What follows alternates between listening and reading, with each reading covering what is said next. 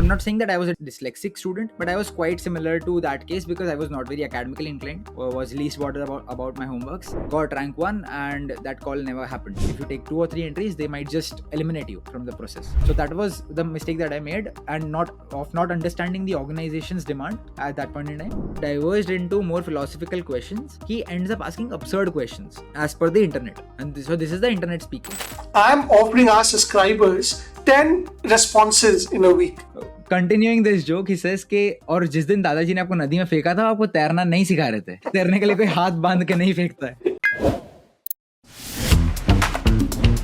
Hi everyone, and welcome to yet another episode of IIM Grad, the place where you meet all IIM alumni, whether they are freshers or whether they are 30 years or 40 years of experience. And today, I'm very glad to present Dhruv. Dhruv studies at IIM Sirmaur, and I say studies in the present continuous because he's our youngest alumni or a future alumni on our channel. So welcome Dhruv. Thank you for joining us. I'll give a brief introduction about Dhruv, but I will pass on the baton because he can do a better job and take us through what he has done. But the brief introduction that I do want to say is he's studying at IIM Sirmaur. From what I understand, he is what we used to call DML or in the top 10 of the batch. I also understand that after his graduation, or rather during his graduation, he became an accomplished YouTuber. But what I also know, and we'll let Dhruv tell us in more detail, he has also worked on a short movie as a cinematographer, if that's correct. Yes. So he's a person. He's not just academically brilliant. He's not just studying management. He's a man of a lot of creativity. And I'll pass on the baton to Dhruv. Dhruv, please can you tell us, before you joined IIM, where did you grow up? Where did you study? And tell us a bit about you as on a family and friends.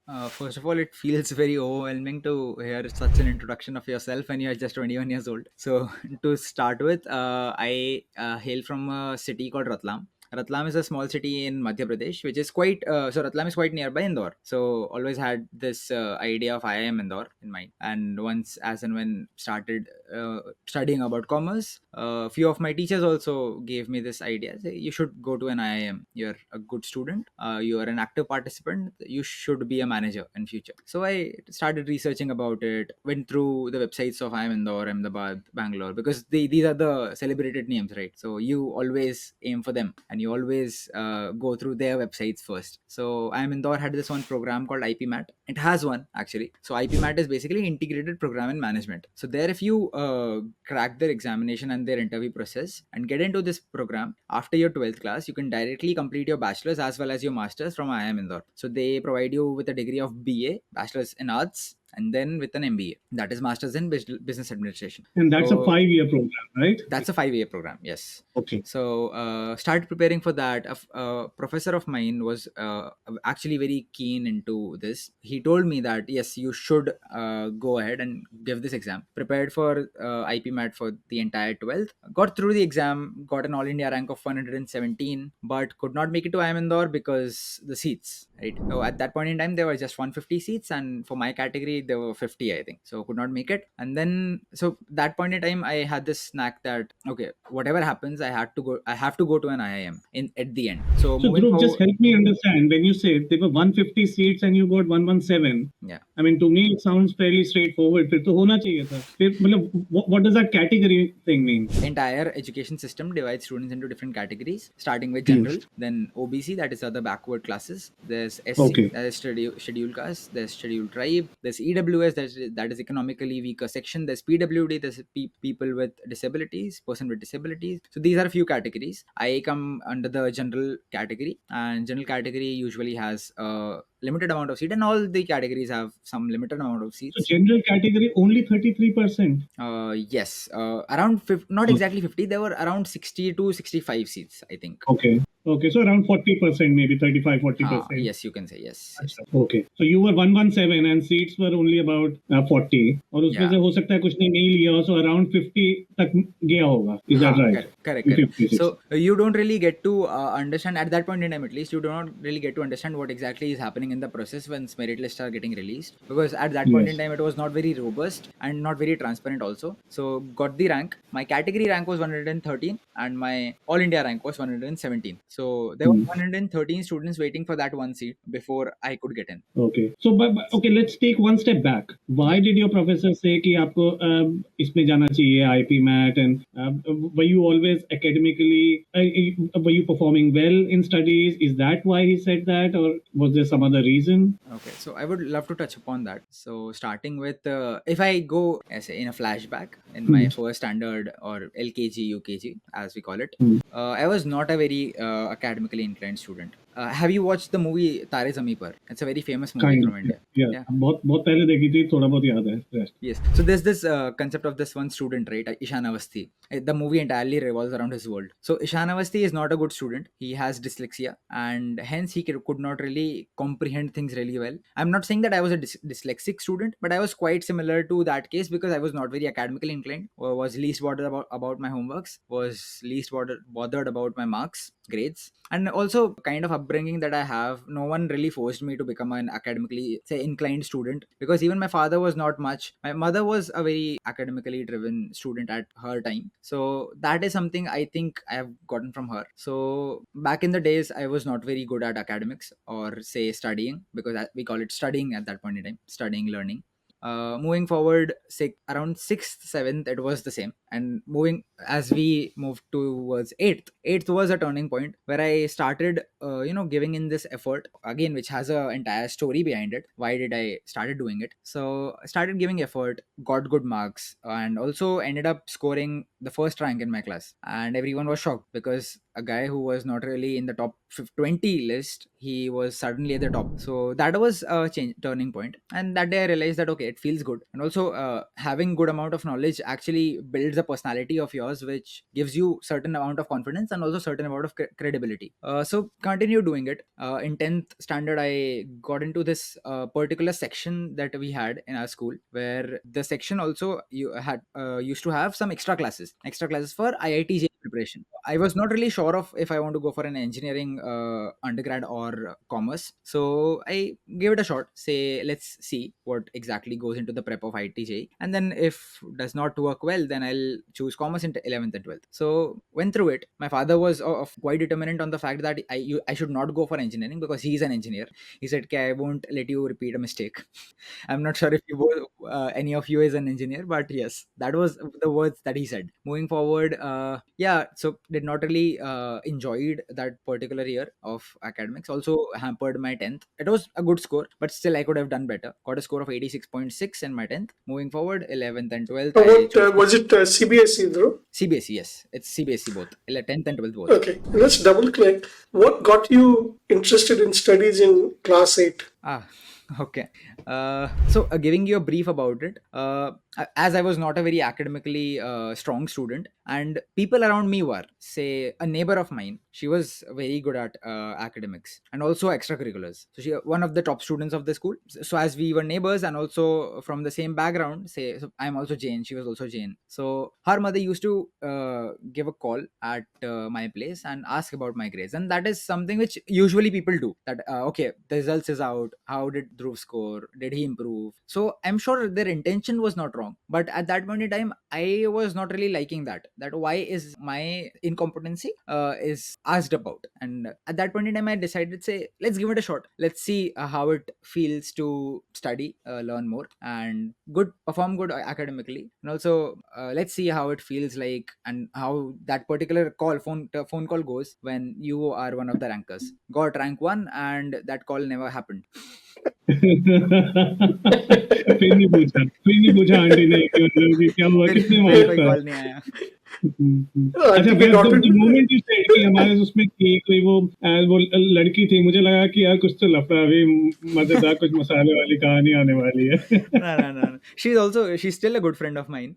We keep meeting when I'm back in my hometown. She is currently pursuing designing, but yeah, she's one of the reasons I started doing well academically, and also I would give some part of the credit to her that I am in an IIM, right? So you improved your grades 12th तक पहुंचते पहुंचते, then your professor told you कि you should do that 5-year integrated IP Yeah. math course. So it was an entire personality development journey. So okay, very interesting story. When I was in my 10th standard, if I'm not wrong, 10th or ninth, you used to have school assemblies when you were in school, Yes. right? So Yes. same was the case with me as well. And the school assemblies were majorly prayers and then thought of the day, news, and then some performance done by the class which is organizing the assembly. So it was our turn, my class, to show up. And it was a boom for stand-up comedy at that point in time, because YouTube was booming, stand-up comedians were getting famous. Zakir Khan was one of the big names. So I tried my hand. Stand-up comedy was booming. I thought, let's give it a try. I was not a very extrovert kid. I was a very shy and a very introverted kind of a kid. Got this chance. My class teacher said that you have to do something new. He did not mention you have to do stand-up comedy. He said you have to do something new. So I said, okay, okay. So there's this one stand-up comedian, Vipul Goyal. Vipul Goyal was a little famous at that point in time because his web show called Humorously Yours was getting streamed on TVF, the Viral Fever, which is one of the biggest media houses right now. So the media house behind tripling and pictures. So Vipul Goyal's one piece, say "Wo The Papa." So this is basically the name of the set, and that video is still on the YouTube. So I went through it, copied the entire set. It was not an original set that I performed. Copied the entire set, and as I was a very technology or tech savvy kid in general. So I used to stream YouTube at the age when students or say children are playing on the roads or in the grounds. I was the one streaming YouTube, internet. So I have this knack of technology. So watched YouTube. No one else had discovered that particular video back then. So watched that video, went to the stage, performed the entire set. The principal was also laughing. The entire crowd was laughing. The entire crowd actually felt that okay, he did something very different. And at that day, I got this one opportunity. My teacher, who used to organize the annual fest of our school, she approached me saying that will you be able to manage an anchoring part in the fest. I said okay, let's give it a try. And nobody knows कि ये YouTube से copy करके बनाया है. Everybody thinks this हाँ. is original material. Yes. Most of the people, अगर किसी को शायद पता भी था तो it was not very evident, because अगर बहुत लोगों को पता होता तो there would not have been so many laughs. I am assuming that people didn't know, right? And also Vipul Goyal was not very famous, but I was quite in touch with TVF, so I got to know that okay, Vipul Goyal is doing a web series. Vipul Goyal, so the dots linked well, and hence I performed that set. People were laughing all throughout the set, and after the set, people actually came to me saying that it was the best set which was ever performed in the assembly of Himalaya International School. I was like, okay. So she came to me, my teacher, and she said that will you be doing an anchoring part? I'm like, okay, let's do it. That was my venture into anchoring. Soon moving towards the 12th class, I became the head anchor of the institute. And then so it is a complete personality development journey where I am also becoming good academically, but I'm also developing my extracurriculars. What does anchoring mean? Anchoring, say, when a program is organized, there's also one more term for it. I think jockey. There's a jockey who takes up the mic and then coordinates the entire event. So that is anchoring. MC, yes. Master of MC ceremony. also. Yes, MC, yes. So you were becoming an all-rounder. First, you were bad at studies and maybe Yeah. low on confidence because of that. Yes, And especially in front of your auntie, your mummy was low on confidence also. Yes. Then you started improving your studies and then developing anchoring and an all-round personality. I'm slightly jumping ahead.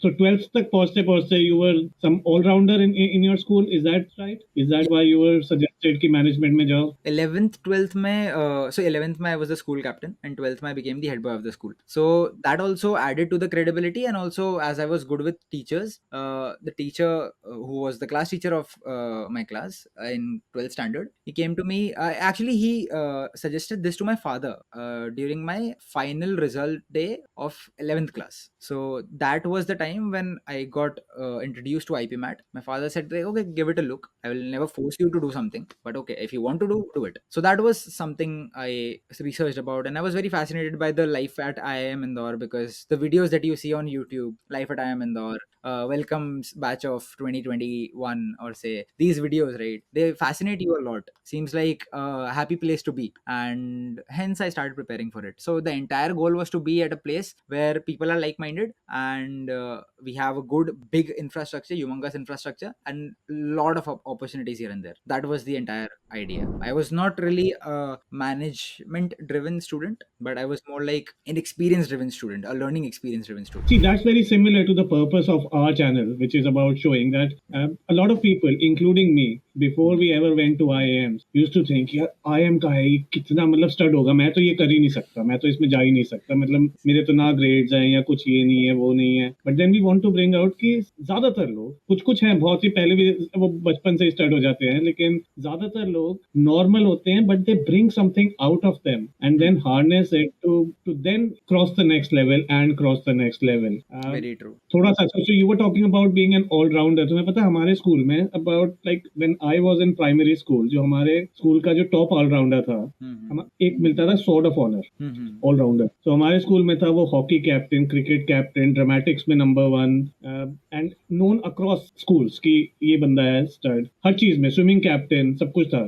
तो उसको मिला था. तो हम तब primary में देखते थे कि यार ये बंदा है, ऐसे ऐसे बनना है, ऐसे बनना है, that kind of a thing. But एक ही को मिलता है, तो मेरे को तो बिल्कुल ही नहीं मिला, आसपास भी नहीं. बट उस बंदे का नाम था Shahrukh Khan. So that's I was saying कि उसको सॉर्ट ऑफ ऑनर मिला. And apparently not because he became Shahrukh Khan after that, but because even at that time it was like thought कि every year there is an all-rounder who is given this award, but this time it's almost like unbeatable. Very few people will ever be able to match that level of like being all-rounder. का कई बार होता है कि they are good in most things and great in one or two. Yeah. And from what I've heard, and partly a few years seen in front of us, he was great at least at the school level in everything, pretty much. So वो था.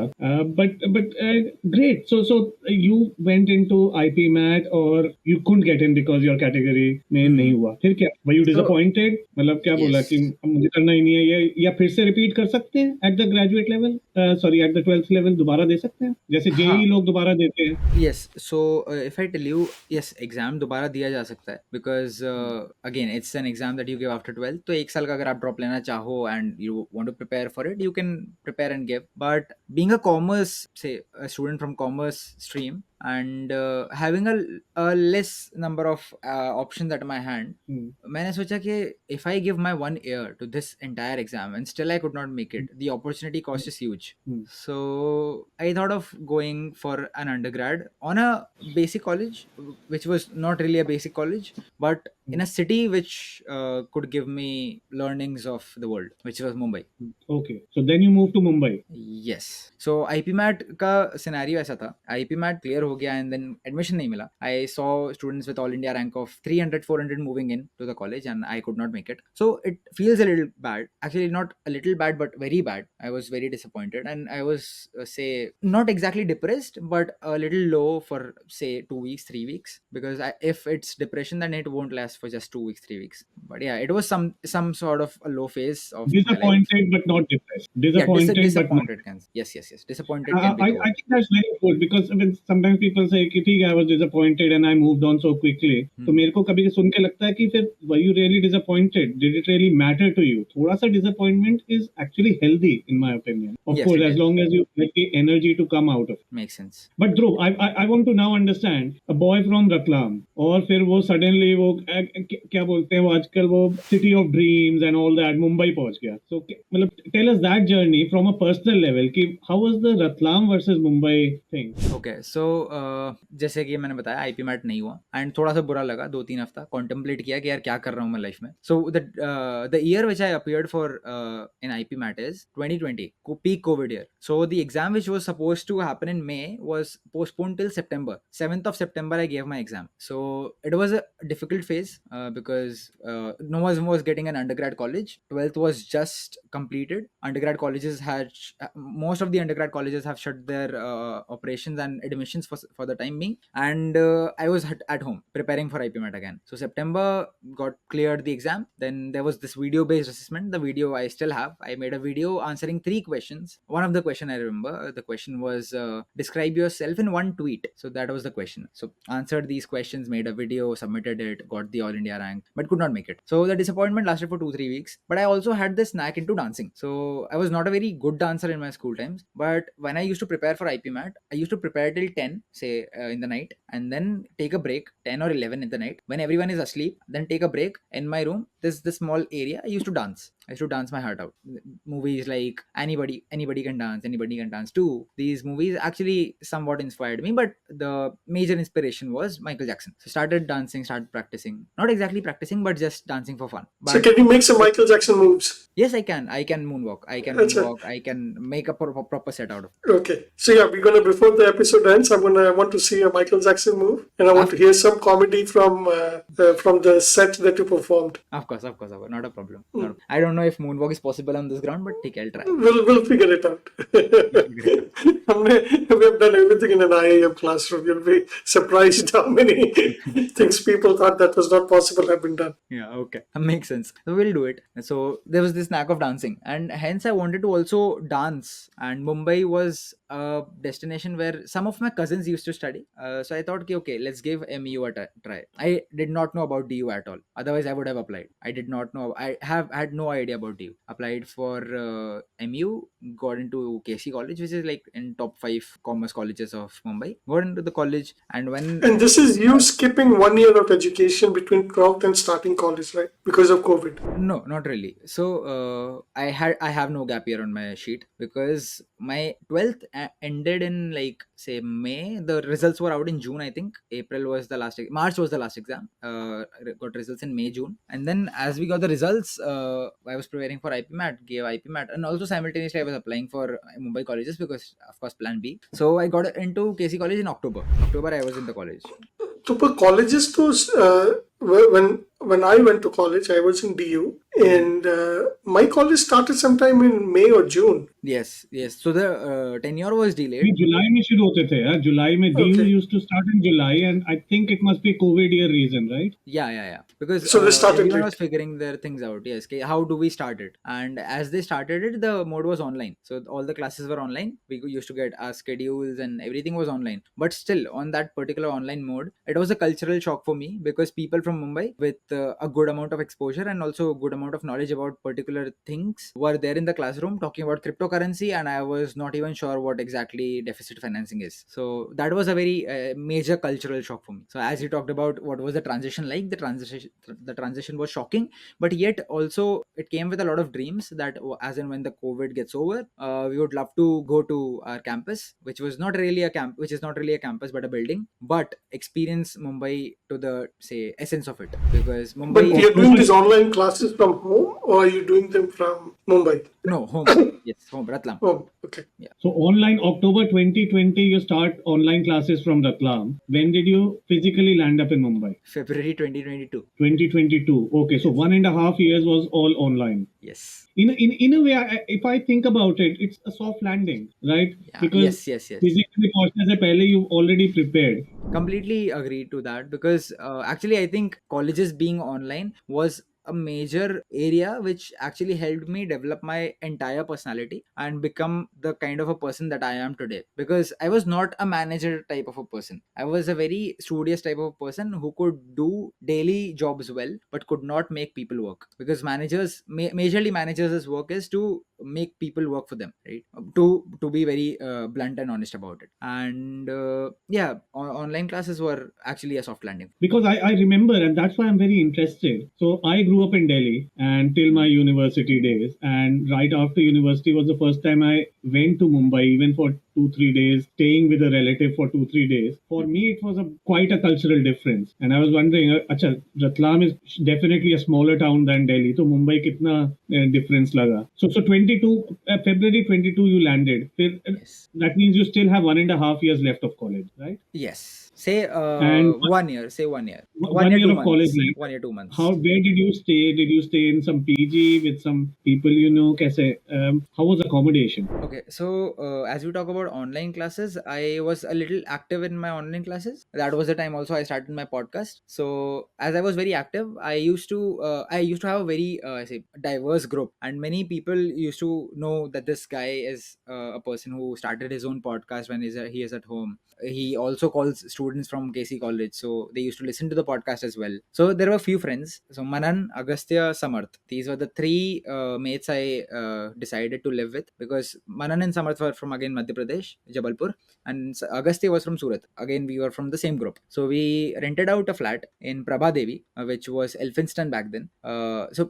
When I was living there, it was Prabha Devi, but back then it was called Elphinstone. Got a flat 2 BHK, 2 people in one room, and yes, that was how we started living in Mumbai. So very interestingly, none of our parents visited Mumbai with us. We all four went. There was one hotel. The name of the hotel is Girgaon Palace. If you know about Girgaon Chowpatty in Mumbai, it's near that place only. And Girgaon Palace was interestingly created by Sunil Shetty. So it was initially created by Sunil Shetty, the actor, and then was sold out to some other person. So we were living in that hotel. Again, a very normal class hotel, 4 people in one room, and hunting for flats here and there. In 7 days, we finalized a flat in the real estate jungle of Mumbai and got into the flat in 7 days. So it was again accomplishment for us, because we were just 4 kids roaming around on the streets of Mumbai to figure ourselves out. And typically, did you have a lot of out of towners like you in your class, or I would have expected ज़्यादातर लोग तो locals होंगे ना, Mumbai or yes. Greater Mumbai की. Yes. Achha, Dhruv, what's most the of name them- of your YouTube channel that you were doing when you were in college?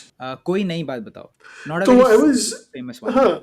मैं देख रहा था, it only has 112 subscribers. So it doesn't look like कि तुमने बहुत मेहनत करी होगी इस channel पर. Right. I did not. So 112 is on my Dhruv Bordia wala channel, which is a channel where I used to post my dance videos. And Koi Nayi Baat Batao is a podcast channel. It has 182 subscribers right now, I think. And that was the podcast that I was running. I did not actually invest a lot of time in it, and also not a lot of effort, but a lot of skills, I could say. Because initially it was not a YouTube channel. It was a Spotify account. YouTube was ventured into way later into the arena, because it all started from YouTube. Because moving a little again in flashback, 8th standard, I started a YouTube channel where I used to make funny videos. But then again, What was that called? it was called Daily Issues. Issues. It's not available. It's No. not available on YouTube right now. So that channel is only changed to the name of Dhruv Bordia, where I now post dance videos. So you made all your videos private then, the previous videos. You're embarrassed with your Deleted all of them. deleted. Okay. Are you were they embarrassing? Do they look Very. embarrassing right now? Very. अरे 8 का तो मैं सोच ही नहीं सकता, मतलब sometimes, to be very honest, we are, and that reminds me, we are on episode 27 right now, so we've like crossed what, for a weekly podcast you can say कि we're in the second half of the year technically, although it took us like about 7.5 months to reach the second half of the year. But when I look at like some of our first few episodes, there are parts in that which are, I wouldn't call them cringe-worthy, but definitely embarrassing. But I want to keep them, because sometimes I look at them and say कि हाँ यार हम यहाँ से शुरू करे थे not that too long ago, and we've improved considerably. So at least for me it's a source of motivation. Yeah, makes sense. But also, if I talk about it right now, I would have also saved it. But okay, a correction. I think it was not 8th, but it was 6th standard, because I was not very academically strong back then. So I used to invest my time into these stuff. Again, tech savvy individual, and YouTube was a go-to platform for me every day. Wanted to become a YouTuber, started a YouTube channel because it was free to post videos, and that was the venture into. But again, when I visited through those videos, say in my 10th or 11th standard, saw the videos, and so I also had the copy of those videos in my system in the form of hard drive. But then again, I was so embarrassed that I deleted all the videos from YouTube, also from my system. Yeah, I can understand that age. My son is right now in 7th, about to go into 8th. So around that similar age, he plays Minecraft. And yeah, or whatever video game he plays on PlayStation, he talks more than actually play. So I tell him कि यार मैं तेरे सामने camera लगा देता हूँ तो तेरा वीडियो बन जाएगा, मेरे वीडियो से तो ज्यादा ही चलेगा पक्का. But he's too embarrassed to actually let me even do it. Gaming videos की market हमारे market से ज्यादा ही है. Anyway, we'll come into the economics of podcasting in just a little while, where Dhruv will tell us all his experiences starting from 6th standard. Or 6th standard से क्या अब at the age of 21, whatever you've learned, and you will share with our viewers. But let's move on. So Mumbai पहुंच गए because of your YouTube and the podcasting. You made 4 friends, and 4 of you stayed together for 1.5 years. So you got, I mean, even though you had some views, but the biggest benefit I think of doing 1.5 years from home in 2020, your YouTube channel, you got 4 or 3 friends and 3 future roommates, and you stayed in Mumbai for the next 1 year together. together. Tell us something interesting. उस एक साल में क्या हुआ? कुछ तो interesting हुआ होगा. Something that you can share officially. As we were previously on the sixth standard wala YouTube channel, so it was ended like when I was in 11th. I deleted all the videos. When I started, I'll tell you how this idea came to me of starting a podcast. So I talked about the cultural shock. People are talking about their interest, and I was the one who could easily get an inferiority complex because I was not really aware of so many things. People were talking about cryptocurrency, which was a booming term at that point in time. People were talking about stock markets. People are talking about politics. People are talking about anime, and I was aware of none. So I had this knack of learning, right? So I had this thing that I should go ask him what exactly is stock market, does it work. But again, if I go to someone who is not even an acquaintance and ask about what exactly you're good at, they won't really tell me or not even entertain me. So started with this entire context, and moving towards the channel, I was in a Zoom call again with a friend, just talking about anime, which he loves so much. He did not just know about the anime which has been created, but he also had an idea of how this industry works, and I was quite fascinated by that fact. So I was like, let's just start a platform where I can call these people officially as a guest and then talk to them about what exactly does their entire area of interest looks like, what does that industry looks like, and how do you approach it, how do you see it, why do you like it so much. So answering such questions. Now, what platform? Say a YouTube channel, but YouTube channel will say take a lot of time and a lot of effort because video editing and all, because I had a YouTube channel in my sixth standard and I knew that okay, video editing will take some time. Now the next best alternative was something audio, and we used to get that Anchor advertisements. What was it? Anchor. It was called Anchor. So we used to get YouTube advertisements of Anchor. This is a Spotify platform which allows you to broadcast your podcast. I got to the website and see that how it works, and it was free. So I thought, let's start a podcast only. So we'll get on a Zoom meeting, we'll turn off our videos, and also it was online, so there was a problem of Wi-Fi as well. That if the Wi-Fi gets distorted, the editing will take a lot more time, and hence I started with this audio conversation with my peers whom I used to invite, design all the templates, design all the cover arts, make a podcast out of it, edit the audio on Premiere Pro, render it, say remove the noise, post it, publicize it on Instagram, publicize it on WhatsApp. So this is how Koi Nayi Baat Batao started. Now this was the most interesting thing that happened in that 1.5 years, because as I had a big group of friends, and also this was a differentiator. The entire college started recognizing me with the fact that I have a podcast of my own. I started a podcast of my own. A few of my faculty members from few of my professors also had a look at it, and also were very impressed by the work that I was doing, because it was not video podcast, it was just a cover art and my audio. Not many people used to listen to it, because definitely audio podcast is not really a scene right now in India, and also I don't think it will ever be, because we as Indians have the knack of watching things, right? We watch television, we watch fights happening on roadsides, we watch accidents happening, we are very keen and very interested in seeing faces, and hence I don't think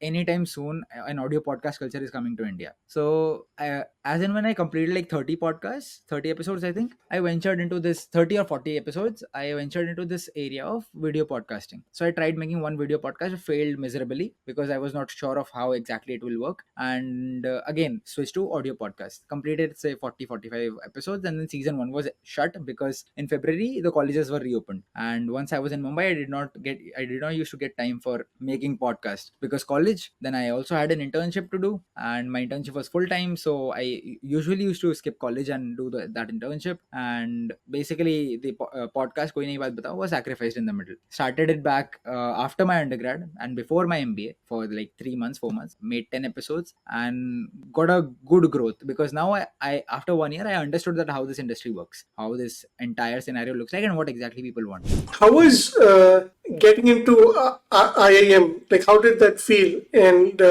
tell me something about your campus. कि campus कैसा है? कि तुमने कहा कि नया campus बन रहा है. So, but I see you're already in a building. So, is parts of it made and the other parts are being made? What's the story there? I'll start from answering the first question first. Getting into an IIM was a good feeling, but again, not getting into the IIM that I wanted to get into was a devastating feeling. I wanted to get into IIM Ahmedabad because that was again the red brick college, the glory, the Trinity, the Holy Trinity. So had that wallpaper on my phone. Wanted to get into IIM Ahmedabad because I am Indore rejected me once, so I wanted to prove my worth. So uh, let me understand this right कि I am Indore ने reject किया उस time पे 12th में. yes, then graduation you said कि अब इनको मैं दिखाऊंगा, मैं आई एम ए में जाऊँ इनसे भी yes, ऊपर. yes, exactly, this was the point. Yes. So third year में यू आर ऑलरेडी प्लानिंग कि आईएम करना है, एंड यू न्यू कि आईएम ही करना है, अब एमबीए करना है, हाँ, बिकॉज yes. आईपी मैट नहीं हुआ बट एमबीए अब करना है. और डिड यू रीथिंक कि और क्या क्या सी ये कर सकते हैं, ये कर सकते हैं, वो कर सकते हैं, कुछ सोचा या?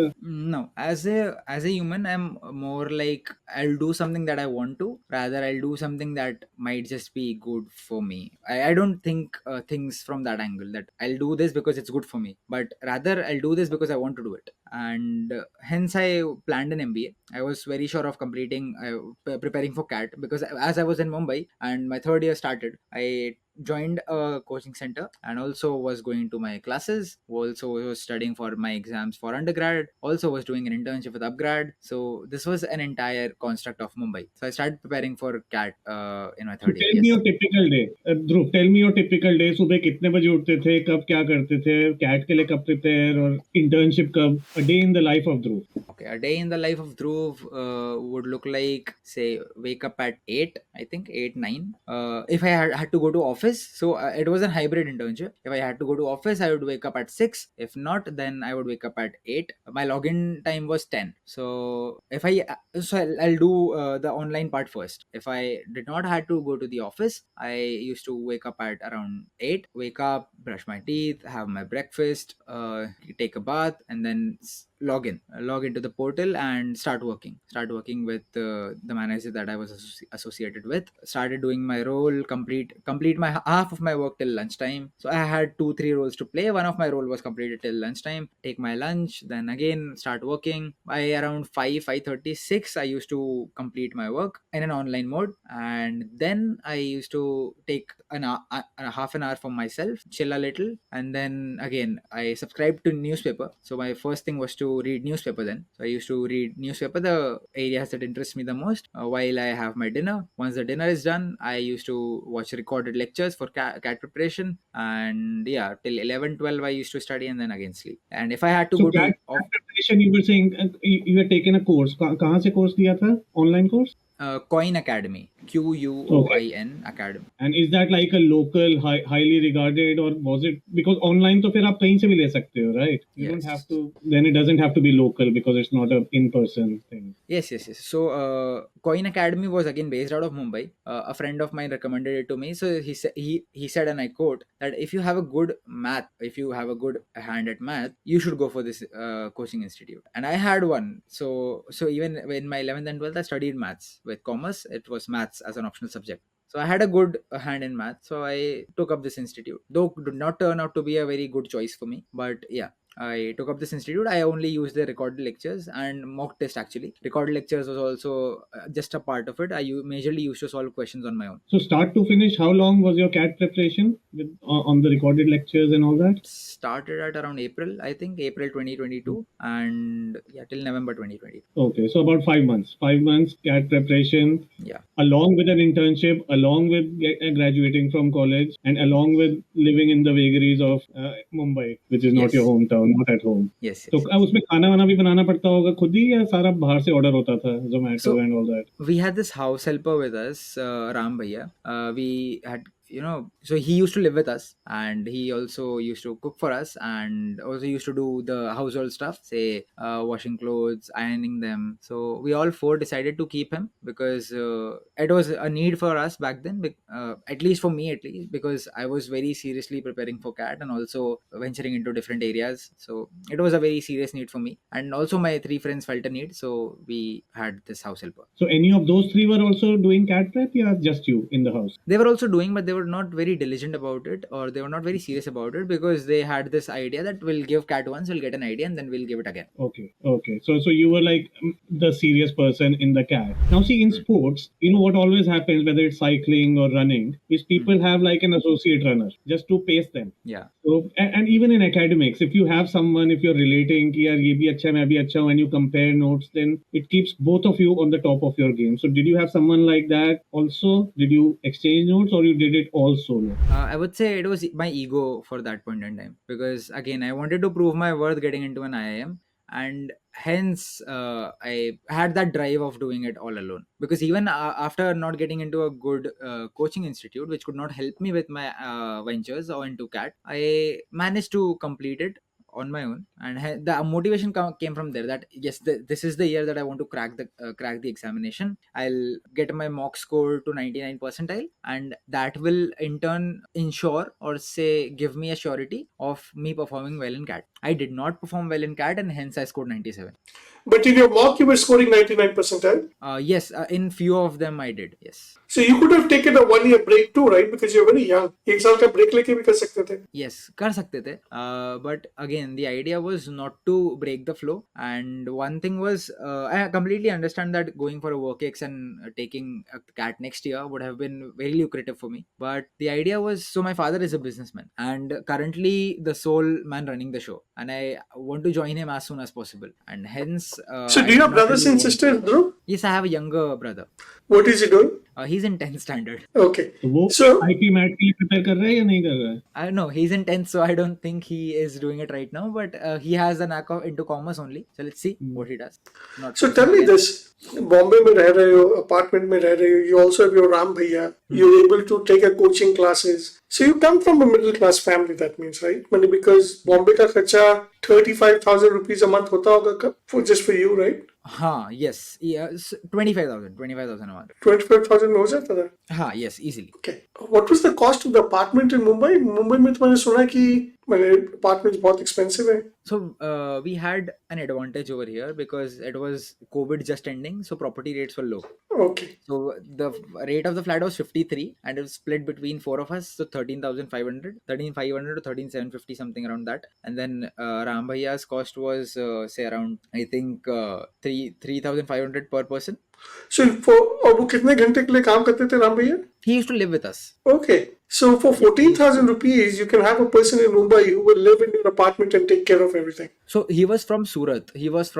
So Agastya's mom got him from somewhere, and he was looking for work. So we asked him that if you want to work here, live with us. So all of his grocery expenses was on us, because the groceries that we bought, he also used to use the same, and the living cost was free for him. The 14,000 that he used to get, he used to send it to his hometown. Yeah, it's basically That was- 14,000 savings, Vix, not 14,000 salary. Yes. 14,000 savings after tax, after anything, क्योंकि tax तो खैर क्या ही होगा. Yes. Yeah, that is the thing. All the expenses were majorly taken care of. So you were saying, so December में CAT दिया, and it seems to me that you were scoring well, but you had maybe a bad day on that 97 percentile आया. I want to tell you something, because you mentioned IP MAT में कि वो थोड़ा सा, you were saying कि हमें पता नहीं था कि उस टाइम पर क्यों कम हुआ, कैसे सिलेक्शन होती है और कैसे स्कोरिंग होती है. I want to tell you कि जब विक्स और मैं CAT देते थे ना, तो परसेंटाइल तो दूर की बात, हमें कॉल्स आ जाती थी, ये भी नहीं पता था कि क्यों कॉल आई है. आई नो ऑफ पीपल जिनको IIM अहमदाबाद की कॉल आई है, और उस टाइम पे सिर्फ 4 ही IIM होते थे, बैंगलोर, कैलकाटा, लखनऊ की कॉल नहीं आई.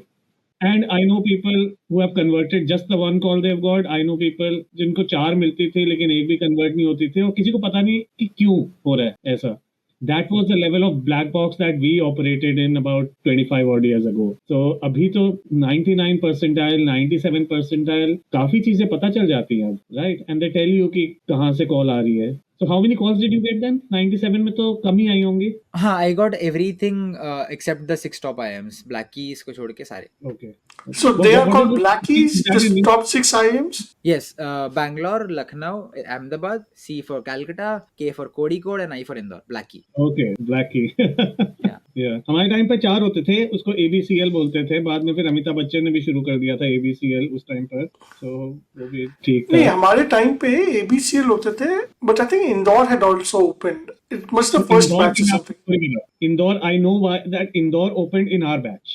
Okay. So ours would have been the first batch. So we joined in 1998. Mm-hmm. And the reason I remember, so you were talking about not giving it twice. So I gave the CAT again. मैंने 1997 to 99 वाला जो batch होता है, मैंने उसके लिए दिया था. मेरे को एक भी कॉल नहीं है, ठीक है. And again, you know कि अभी तो खैर बहुत सारे IIMs हैं, हमारे तो 4 ही होते थे उस टाइम पर. हाँ. इंदौर और खुलने वाले थे बट खुले नहीं. Okay. So what happened is कि मैंने सोचा ठीक है, I went to another institute, good institute, but उस टाइम पे IIMs नहीं होते थे, it was not an IIM. And the reason I was asking you कि कोई और पढ़ने वाला है, वहां पर एक उस इंस्टीट्यूट में जो मेरा रूममेट था वो कैट के लिए प्रिपेयर कर रहा था. मैंने कहा अच्छा दोबारा करेगा तू? तो कहता हाँ मैं तो दोबारा कर रहा हूँ. ठीक है, मुझे भी जोश आ गया, मैंने भी कर लिया. मैं चल हम करते हैं. अच्छा लॉन्ग स्टोरी शॉर्ट, उसका नहीं हुआ, मेरे 4 कॉल्स आए. बट आई जस्ट रिवाइंड कि एक और चीज हुई उससे जो विच इम्प्रूव माई कैट के एग्जाम से 2 हफ्ते पहले, दिसंबर में होता था हमारा कैट, उसके लेट नवंबर में मेरे को IIM इंदौर का लेटर आया कि हम लास्ट ईयर के कैट में हमें खोलना था लेकिन हमने खोला नहीं है. So we are taking half hour batch based on last year's CAT and half hour batch based on this year's CAT. Okay. तो तुम उस कैट में तुम्हारा हमने नाम कर दिया है. What that told me was that boss मेरा जस्ट अ विस्कर से मेरा शायद नहीं आया call because I was almost there. ठीक है ना, लाइक यू से नहीं हुआ, ठीक है, I was disappointed for a bit and then I moved on. मुझे लगा कि यार ये तो कर सकते हैं, अब तो कर सकते हैं. And that last 2 weeks I tell you, मैंने ऐसा रगड़ा मारा कैट से पहले, ऐसा रगड़ा मारा because I got that thing कि यार मैं ऑलमोस्ट इतने से बचा था, इस बार डालते हैं. So I got all 4 calls, actually I got all 6 calls क्योंकि इंदौर और कोईकोड हमारे बैच में वो शुरू हो गए थे. And I got a 7th call which was Indore from the Previous cat, yes. Okay. मैं इसमें ज्यादा बोर नहीं करूंगा. और मेरे कहाँ हुआ वो तो ठीक है, लेकिन मुझे इंदौर में 2 बार एडमिशन मिली है. मैंने 2 बार इंटरव्यू दिया सेम के लिए, मेरे को 2 बार एडमिशन मिली. Okay. पहले एडमिशन मिली, मैंने मना कर दिया, मैंने लेकिन दोबारा इंटरव्यू दिया क्योंकि मुझे पता नहीं था कि होगा नहीं होगा, मेरे को फिर से एडमिट. अच्छा ध्रुव, एक बात That is very बताओ. good. हाँ. Let's talk a little bit about you have 97.5 percentile, right, in your CAT? 97.26, yes. 97.26 in your general category. So a bunch of people from other categories would have gotten into IIM Ahmedabad and Bangalore, the 2 top IIMs, with your percentile or even lower, right? Would have received the call for sure. अच्छा, तो क्या publish होता है कि हर category की क्या cut off है call की? आइडिया लग जाता है, यस. पब्लिश नहीं होता है एग्जैक्टली, बट पता लग जाता है. और मतलब सारे कॉलेजेस का एक आइडिया भी रहता है कि say at this percentile Ahmedabad will definitely call you if you are from SC और ST. So Ahmedabad will definitely. How does that make you feel? The fact कि other categories can get into Ahmedabad and Bangalore, और जब placements की बात आएगी तब तो nobody knows which category somebody got into the campus with. Yes. So was this not the case with you when you were studying? It was the case, but हमारे में because it was a black box, we didn't know क्या percentile पे हो रहा है. Like you know, I didn't know like what percentile I had. I didn't know, and it was much more of a black box. But because what sunlight does is that it shines more light, right? Like now you know. मैं 97.2% में मैं IIM Sirmaur जा रहा हूँ, और at that same percentage somebody is in IIM Ahmedabad. See, I'll give you this example, Dhruv. So जब मैंने first time दिया, like I was telling you, I didn't know at that point, उस time पे 4 IIM होते थे. I didn't know कि मैं 98 पे रह गया या मैं 68 पर था. मतलब मुझे ये भी नहीं पता था.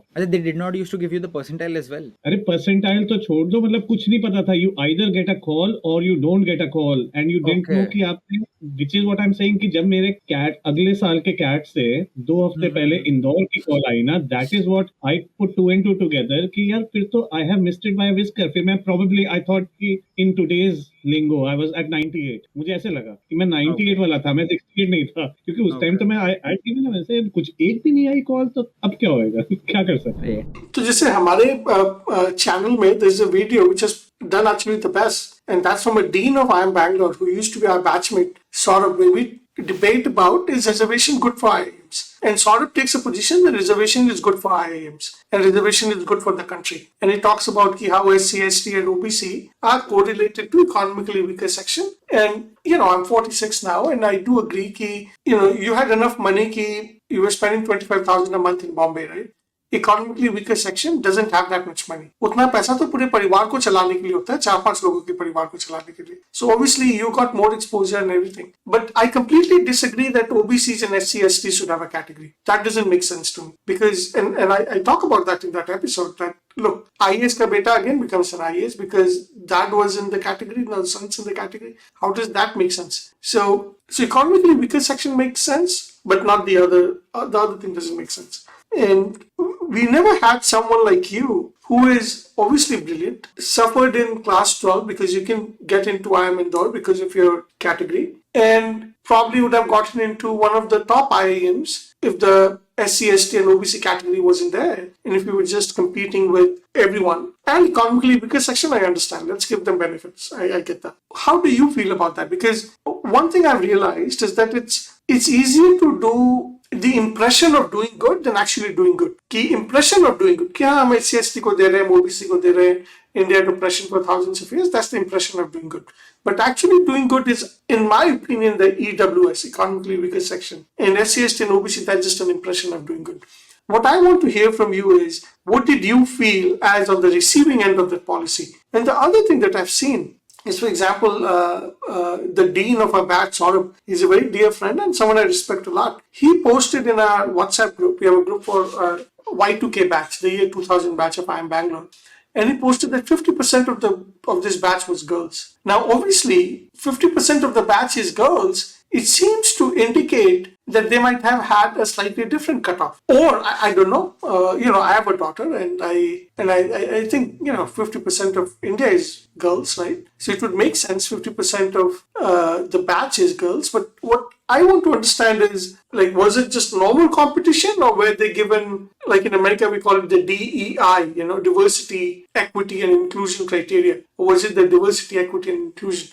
I don't know the answer to that, but that's for someday later. But what I want to understand from you is, what did you feel on the receiving end? Okay, again, the feeling if I talk about is again disappointing, because in a nation that you live in a merit which you prove, when you don't get the best in class, say, experience, to generalize it all, experience that you deserve, it feels bad. But again, I'm not in the complete favor of we should remove reservation. I'm not in the complete favor of that we should keep reservation. There has to be a middle ground. As a manager, how would I solve it? Say, if we calculate the population percentage of all the categories in the country, and then set that particular percentage criteria for seats. Say, if the 60% general, I'm just taking an example, 60% general, 10% SC, ST, OBC, and then again for 10% or say economically weaker section. Now, if we make that particular set system for all the colleges in the country, so this is the percentage of seats that you need to keep for this particular category. Now, these are the seats reserved for the category. Now, you take these seats upon your merit. If you don't, then the seat goes waste. Not a problem. So I don't agree with that, because if we actually look at published sociology research, it shows that groups of people actually have differences because of how our genetics have come down from 10, 15, 20 generations. There's some groups between us who are just taller and faster and can run more. They can throw a javelin more. And then the other groups of people, it's genetics. It's who just happen to have a higher IQ. And there's some other groups of people who just happen to sing well or dance well. So I don't agree that you should divide it into categories and all that. But yeah, wherever you compete, we have to understand and we have to acknowledge that the life of a girl child is different than the life of a boy child in our society.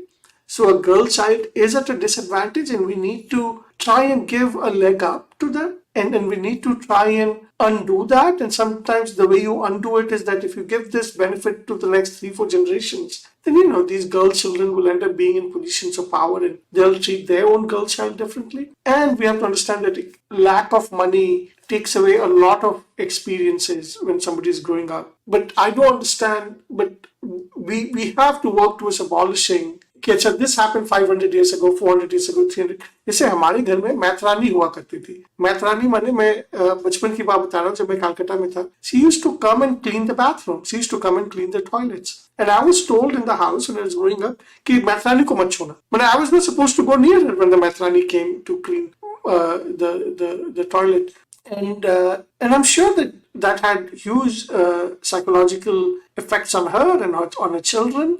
And she was confident. So she definitely needs a leg up. But I'm just so tired of seeing people from my high school who became IAS, IPS officers just because they were SC, ST, and OBC, but they lived in a beautiful home in Salt Lake, in Calcutta. And so I thought that wasn't fair. And it's interesting that on the receiving end, how you feel. And I feel like at the end of the day, it also has downstream effects on our economy, right? Like, because your placements hogi, so when somebody goes to Ahmedabad and Bangalore, they'll obviously pay more because we're coming to Ahmedabad to hire. They don't know. Like Dhruv and IIM Sirmaur might be more have more IQ, have more drive than somebody who's hiring from Ahmedabad.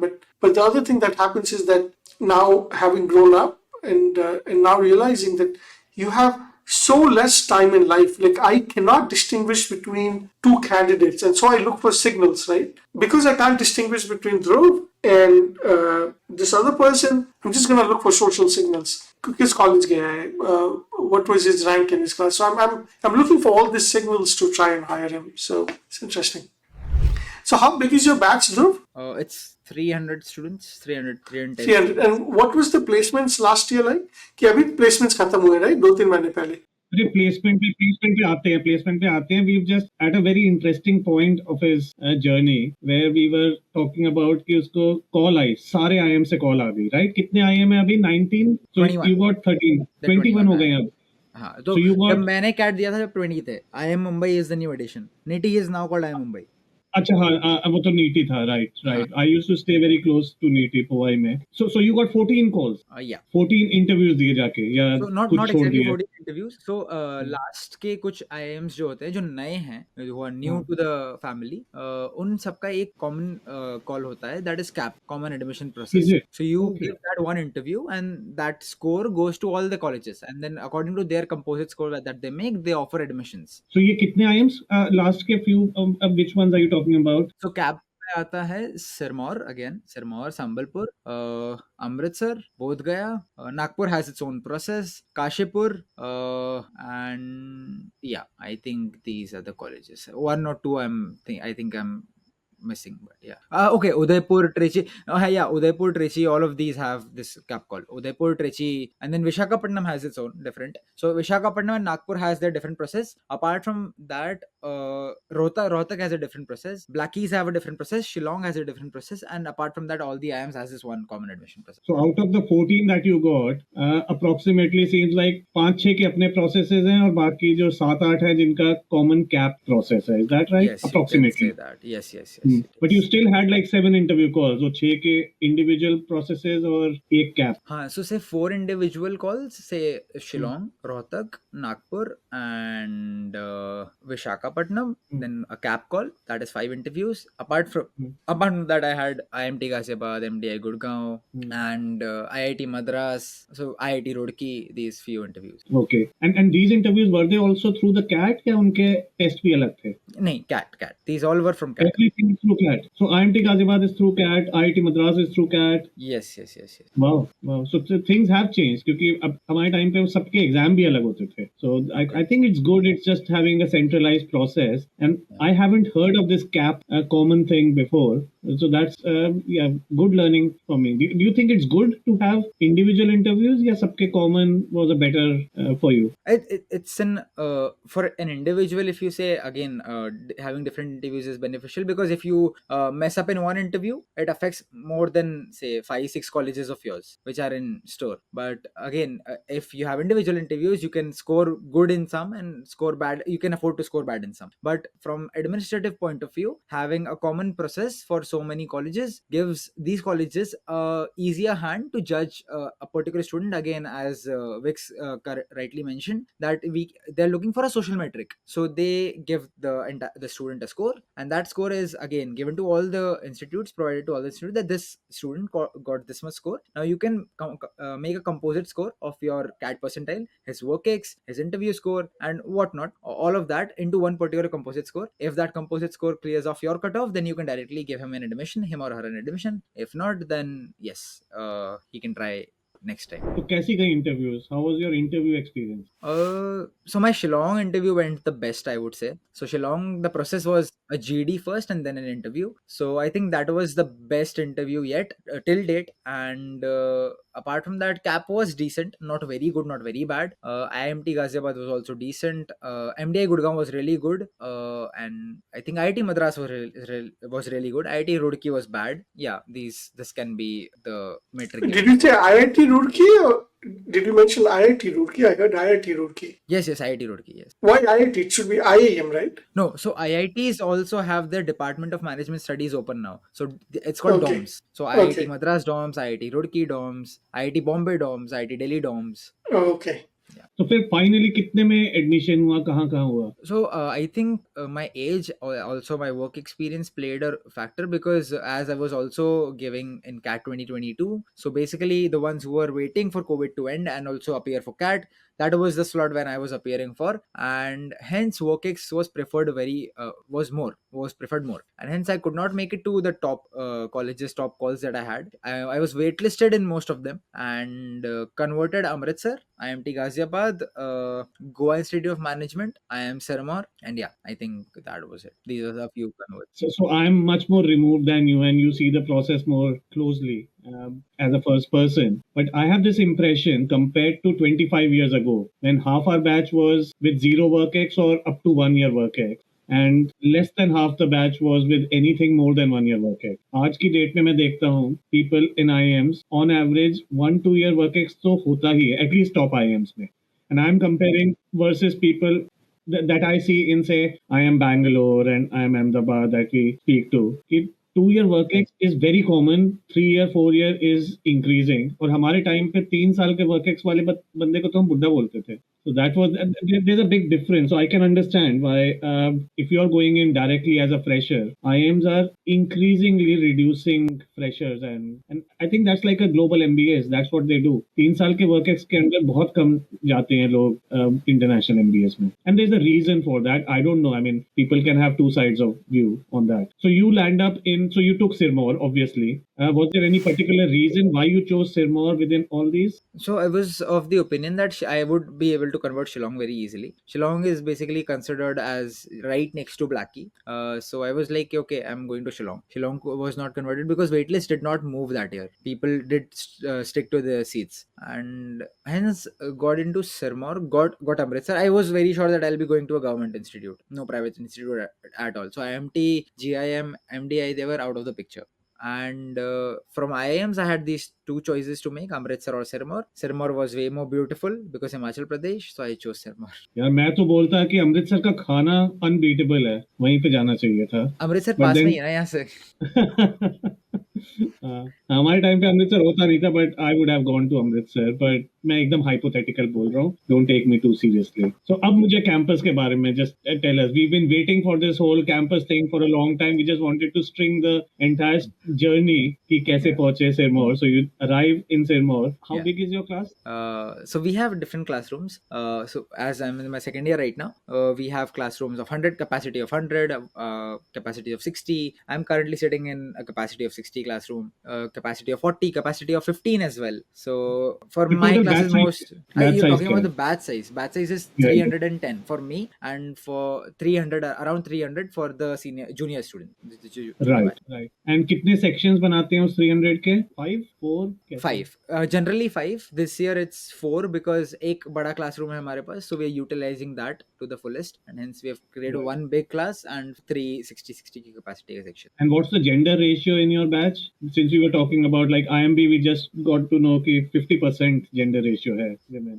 Yeah. How is it in your? So for my batch, it was a little messed up because there were not many female candidates. It's a ratio of 80-20, I believe. 80 so 8 is Right. to 2, that is 4 is to 1. So for 4 boys, there's one girl, and for the junior batch, it's better. I think it's say 65 to 35, if I'm not wrong. See, the thing is, and this is picking up from what Dix was saying earlier. If blackies, as you call them, if they are increasing women intake, तो फिर नीचे से तो कम होंगे ना. मतलब input भी तो उतना होना चाहिए कि कितने लोग अप्लाई कर रहे हैं, कहाँ पर क्या कट ऑफ है. Yes. So a lot of people. And yeah, iteration is also one of the biggest drivers of this, because people understanding the fact that, say, if I'm a girl and I have a better edge over other students getting into IIM Ahmedabad, Bangalore, Calcutta, or say even other IIMs, if I'm a girl and I have an edge and I know about it, I would rather skip Sirmaur and try CAT next year because I have an edge. So that also brings in that particular context. And also, if we talk about reservation again, as I think about it, so now generally speaking, SC/ST, we do see people from the decent backgrounds, but still SC/ST getting the benefits. But there are also areas of the country in India where they're actually underprivileged and also not properly developed, and hence these particular opportunities actually works as wonders for them. And considering the diversity of India, maintaining this particular inclusion of that particular segment of the society actually makes a lot of sense. But to solve this problem, it has a lot of externalities playing into it, and hence solving it very easily is not an option. No, but you can capture that. You can help these people who have been disadvantaged because of the SC/ST societal evil that Indian society had. You can undo that by just giving to economically weaker section, because I think this. we need to see. Both of you should see our episode 2, where Professor Saurabh Mukherjee explains it and why there is a reservation. I think Vix, you also need to revisit No, that, because I've question seen it. No, is Mitrani, no, I've seen it multiple times. I was part of that episode. I was part of that conversation. And he says, well, there's a huge correlation between Yes. SC/ST and EWS. So that's why but that, and again, he is in the arena, he's very doing difficult it. to select based on EWS. It's very difficult to say 50% EWS, क्योंकि उसमें गपले हो सकते हैं. Cast में गपले नहीं हो सकते. It is more evidenceable. Anyway, let's move on. We'll park that discussion for today. Tell us about your first year experience. कैसा रहा? मतलब you said you chose it because it's a beautiful campus. I know you're still developing the main campus, but अभी कहाँ से कर रहे हो? What's your temporary campus? No, so now I'm in permanent campus. Second year is in permanent campus. First year was in temporary campus. Temporary was in Ponta Sahib. Permanent is in Dhola Kuan, which is 30 minutes from Ponta Sahib. And if I talk about my first year experience, so I often say this to my junior batch who has just joined in. I often say this, that all the learnings of my life, which has been till my undergrad, all the rewards that I've received is in IIM Sirmaur. I had no recognition or rewards back then because I was in the process of learning, in the process of developing. But all the rewards that I've received is in IIM Sirmaur. So as in when you enter the MBA college, the first most important thing is to get an SIP, summer internship, right? Second becomes having a good acads. Third becomes getting into a good committee and working for the institute as well, getting something good for the institute. Fourth becomes that you should have that one social respect. So if we put it into Maslow's hierarchy theory, there can be an MBA hierarchy theory as well. In that way, there are certain levels of you clearing those particular hurdles and making you the best of your MBA. So to start with, again, SIP was my first target. Got placed in first term. So in baby IIMs, we don't really have one particular week of placements, but the placements go on for the entire year. The companies keep coming in, we keep appearing for them, and then as and when we get shortlisted and selected, we are out of the placement process. So I've got a question out of curiosity. Is that not having 1 week and going on, is that entirely because these are baby IIMs, or is it because of location? Because previously the IIMs were in slightly bigger towns, and now all the new IIMs are in much smaller towns जहाँ पे top corporates तो है ही नहीं, या उनकी कोई branch representatives हैं, but they are not the hiring HR people. Yeah. Is that a reason? Did you feel that? A little of both worlds, because again, if we would have had the access to that corporate world close by, it would have been easy to convert and bring companies in. As that is not the case, there are also less companies coming in, and also in a frequency of say little throughout the year. So there are 2-3 companies coming in together, 2-3 companies coming in together, and hence the placement process stretches for the entire year. Got it. Okay. So only the summer placement stretches for the entire year, or even the final placement? Both. Final also. Okay. And what was the package like for average package, top package, and did everyone get placed? For the finals or for the summers? For the finals, this year finals, अभी जो 3-4 महीने पहले खत्म हुए. Okay, so finals, we are yet to place say a dozen students.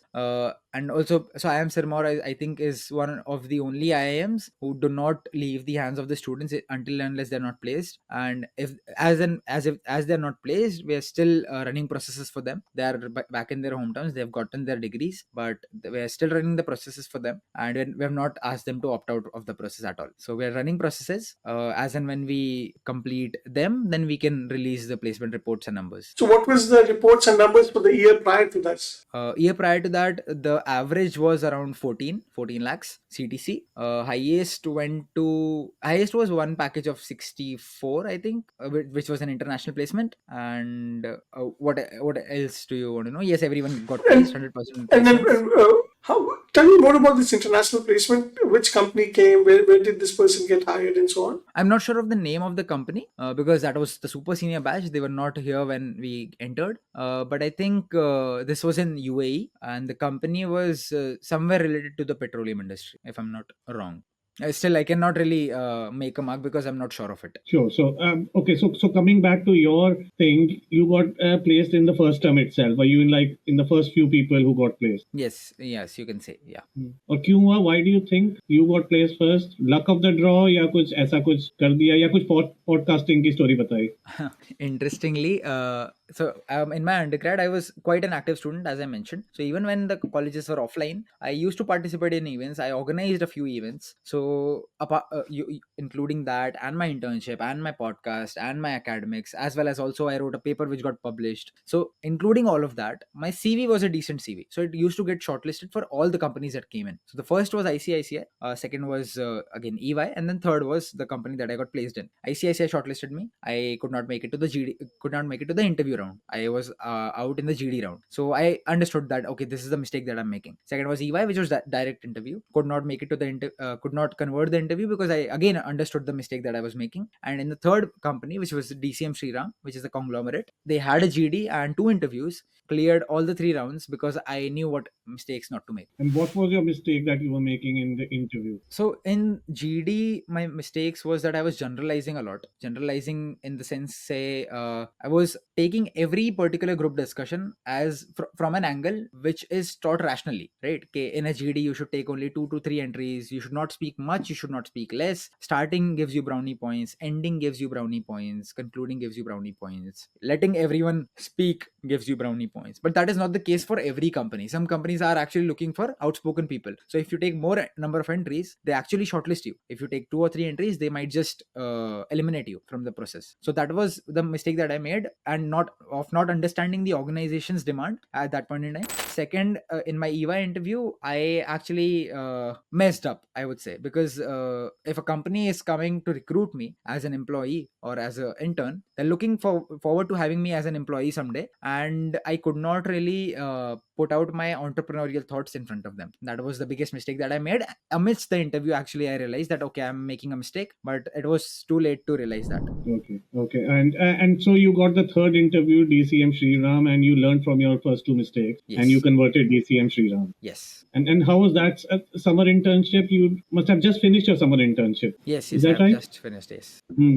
Kaisa raha? How was your? Where did you go? What work did you do? Okay, so I was placed in Gurgaon, the head office of DCM Sriram. So I was working in Fenesta, which is the subsidiary of DCM Sriram. Fenesta is a company that makes glass doors and windows, right? So UP glass doors and windows, aluminum glass doors and windows. So they basically specialize in it. And I was working with a service enablement team. So after sales services and also before sales services, that is the particular department that is liaison for it. And my entire role was to revamp the customer feedback mechanism in the retail segment of that particular business. So that was the entire role. So for 2 months, I was working closely with the service head of Fenesta, national service head of Fenesta, and divesting my way here and there to figure out that how can we collect more number of authentic feedbacks from the retail customers so that we can also use that data for our product development, and that could serve better to the organization in the future. That's very impressive. Very good, Dhruv. And so it was just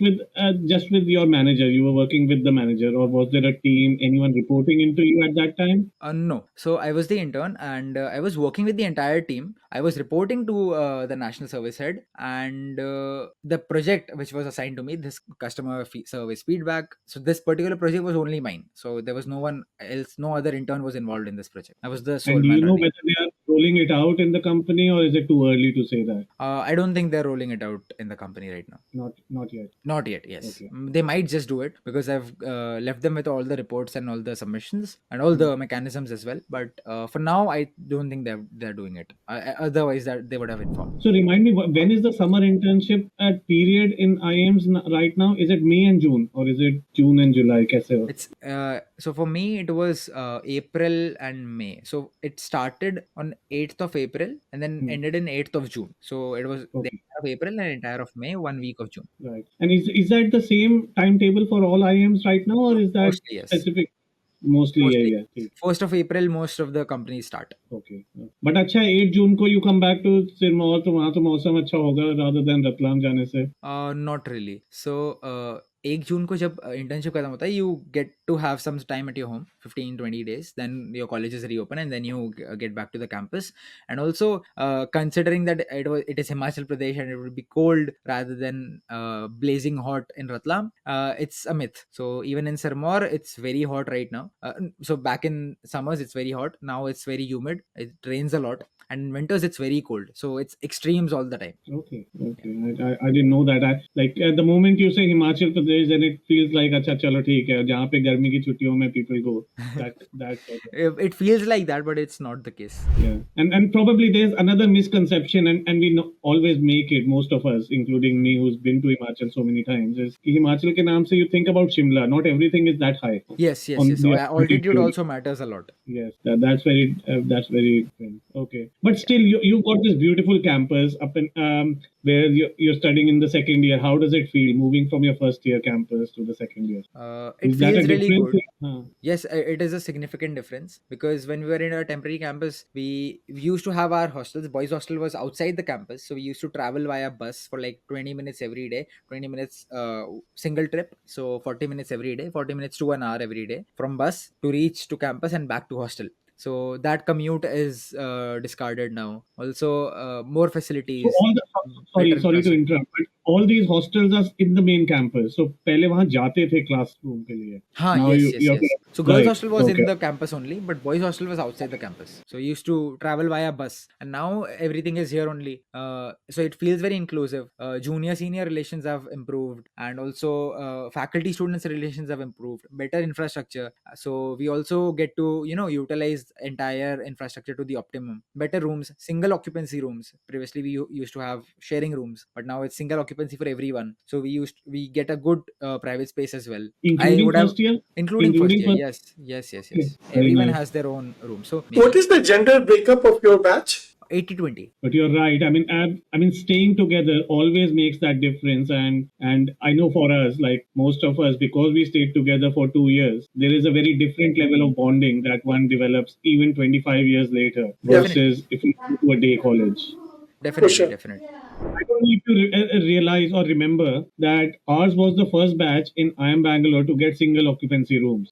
The batches before that were all double occupancy, even in IIM Bangalore. But then I'm talking 25 years ago. So we were the first batch. Our seniors got single occupancy and they were envious of us. They were saying, boss, we thought second year gets single occupancy, first year gets double, but तुम्हारे batch में तो पूरा single कर दिया है. And I'll tell you one more thing just to relate to it. So one of our previous guests was, as I was mentioning, I think in 83 batch or something like that. And they were the first batch of, and IIM Bangalore. They were the first batch of IIM Bangalore to move to IIM Bangalore's new campus, which we thought was always existing. So us time per, IIM Bangalore was operating in their first year in the makeshift campus. Okay. So how life goes forward and evolves, and I'm pretty sure 25-30 years later, लोग जब उस time पे पता नहीं अभी 21 है उस time पे हो सकता है 50 IIMs हो, but people will look back जैसे like how you look back at Blackie कि Blackie है, and for us at least two of them were very new even in our time. Yeah. But maybe 25 years later, people will say कि अरे वो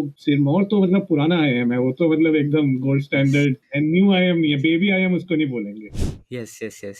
So we look forward to that day because even we think the same. We often talk about it that 25 years down the line, when we look at the campus fully made, fully functional, with all the auditoriums, with all the libraries in place, everything in place, we would be really proud of that. We proud of the fact that we graduated from this institute. We did a post graduation from this. So, Dhruv, one last question about IIM before we move on to case study. Yeah, sure. What is your vision? What do you want to do? I know you mentioned that you want to join your dad's business at some point. But अभी क्या करना है short term में? And what is your vision कि कब dad का business join करना है और क्यों करना है और उससे पहले क्या करना है? Okay, so I would say the current idea is to explore, so to get better experience, get more exposure, get to work with some corporates, because summer internship was an eye opener. Also, my upgrad internship was an eye opener, that how exactly world works. So probably looking for a good placement, good number, so that when I leave that number, it feels like, okay, I've left something significant for a business. And yeah, so that is the way forward. I'll be working with a company for 2-3 years, minting decent money, and also learning a lot in the journey, and then moving towards working with my father, because What did your father do, Dhruv? Marketing, finance, क्या करना है? So currently I am specializing in marketing. Yes, marketing is the way to go. And what does your father do, Dhruv? Yeah, my father has a manufacturing unit of calcium phosphate in Ratlam. And calcium phosphate को चूना कहते हैं ना? No, मैंने it's calcium. So it's some other compound. Chuna is something else. It's calcium hydroxide, I feel. I think. So what's phosphate is something.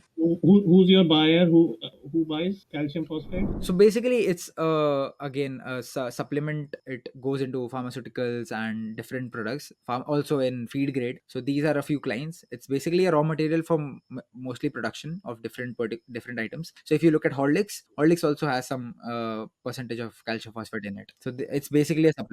Okay, so before we get into case study, we are going to get to know you. अभी तक तो बहुत professional ध्रुव को जान रहे हैं, उसमें मिगलानी को बहुत इंटरेस्ट रहता है, तो मुझे इंटरेस्ट होता है who is the boy behind this professional Dhruv. So we'll get to hear some of your comedy and then we'll do the case study.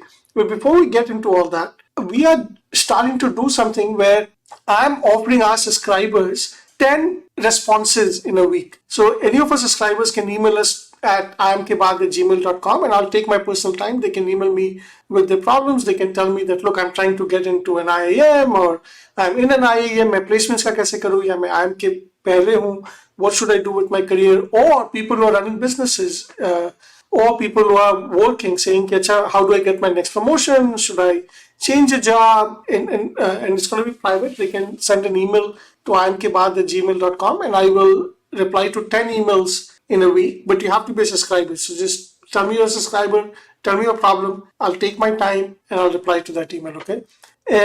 But I also understand that I'm a different generation, right? And I've been outside India for 24 years now. So Dhruv, would you be okay to reply to 10 people if they reach out to you with questions, to our guests? So they might send an email to imkbaad@gmail.com and they'll say, I have this question for your guest from this episode, Dhruv. Then, okay, Dhruv, how did you do this? Or how did you do that? Or suppose I have a choice between Amritsar and Sirmaur, which one should I take? Or I have a choice between going to Bombay or going to DU, which choice should I take? Okay. Would you be okay with for replying to 10 emails from our subscribers? Definitely, not a problem. Okay, 10, perfect. I would do 20. It doesn't have to be emails for anyone watching this. You can just comment and ask the question directly on this. No, but I think a lot of people like to keep it private. If they want to keep it anonymous or private, then it can be an email. But if they want to ask a public question, that's also. Yes. So for all the subscribers out there, you have focused attention from an entrepreneur in Silicon Valley who's done multiple companies, who's been in the industry for 25 years, who did good at IIMs and so on. So please use this opportunity. And also you have 10 responses from Dhruv. And Dhruv, I'm very impressed. Very impressed. You seem like coming out of a small town. What I've heard from your journey for the last 2 hours is how you've always taken an opportunity to expand your horizon. Like a lot of people in your small town could have just said, I don't need to expand my horizon. I can just keep my horizon here. And I think if you keep doing that process of expanding your horizon, I see you doing a lot of great things. And I think you should be open to the possibility of studying abroad. You should be open to the possibility of trying to get a job in the US or in UK. If you send me a resume, I can send it to some people I know, and keep expanding your horizon. And you're only 21. Your dad must be in his late 40s right now. So we are literally the age of your dad. I'm in my late 40s. So your dad has a long time. So you don't need to like I feel like we grow up with some frameworks in our brain, and you've grown up with the framework that I have to go work with my dad. So it's important to use this opportunity to maybe undo that framework a little bit. Like your dad is still good for the next 20 years. So you can go work with your dad 15 years, 20 years down the line. Chalo, so let's start with some comedy. ध्रुव कुछ अच्छी comedy सुना. अच्छा एक बात बताओ, तो तुमने school में आई थिंक क्लास 10-11 में वो किसी का यूट्यूब का देख के वो परफॉर्म कर दिया. Did anybody ever complain later कि ये तो चोरी किया हुआ चीज है? No, not really, and hence I deduce that no one really saw that video, at least the way before I performed it. Okay, so And I also not explicitly mentioned it. So Vipul Goyal has this one set called "Wo The Papa," and it basically revolves around that the basic Indian stereotypical dad. So the bit "Wo The Papa" from Vipul Goyal basically narrates the entire construct of a typical Indian dad. Now, a typical Indian dad always has this one scenario that हम तो घर से 20 रुपए लेके निकले थे, ठीक है, तो he says कि अरे यार एक तो सबके बाप घर से 20 रुपए लेके ही निकलते हैं यार. Right, and then so I don't really remember all of it, but it also had this one joke that हमको तो कभी किसी ने नहीं सिखाया as one of the context of it, and say I once went to my father, said कि मुझे swimming classes जाने के लिए 1000 रुपए चाहिए. I want 1000 rupees to attend swimming classes. तो पापा बोलते हैं कि स्विमिंग सीखने के कौन से पैसे लगते हैं, हमको तो एक दिन दादाजी ने फेंक दिया नदी में, हम तो सीख गए swimming. And the child replies के आप तो बचपन से ही ओवर अचीवर रहे हो. अच्छा दादाजी ने आपको बिल्डिंग से नीचे नहीं फेंका, आप तो उड़ना भी सीख जाते. And continuing this joke he says के और जिस दिन दादाजी ने आपको नदी में फेंका था आपको तैरना नहीं सिखा रहे थे. तैरने के लिए कोई हाथ बांध के नहीं फेंकता है. Good one. And very well delivered. You delivered it very well too. इससे मेरे को याद आया कि वो सबसे पुराना वाला इस कैटेगरी का जोक होता था, where the elder always says हमारे जमाने में तो ऐसे होता था, हमारे जमाने में तो ऐसे होता था. But now it doesn't look like a joke to me. I find myself, I have to control myself sometimes कि मैं यही अपने बच्चे को बोल रहा हूँ, हमारे जमाने में तो ऐसे नहीं होता था. जो चीज हमें 20 साल से जोक लगती थी, you find yourself doing the same thing and life comes a full circle. Yes, and it actually hits you hard then. Okay, so now we're going to go to the case study segment, and the idea behind the case study segment is that the Indian economy is going to grow from around 3 trillion size that we have to around 50 trillion, 15 times in the next 40 years. So the Indian economy is in for big growth, and this big growth will come from MBAs like us who will understand industries, who will go in and who will innovate in the industry. Now the question is, who is the best person to understand the industry? Is it an IIM professor? I don't think so, because they're academics and they're out of the industry for some time now. And it's actually MBAs like us who are in it, who are doing it. Like we have people who are working in Colgate. So usse acha kaun hoga to talk about the toothpaste industry in India? And when that guy talks about the toothpaste industry in India, there might be someone who says, boss, I can also make a toothpaste, right?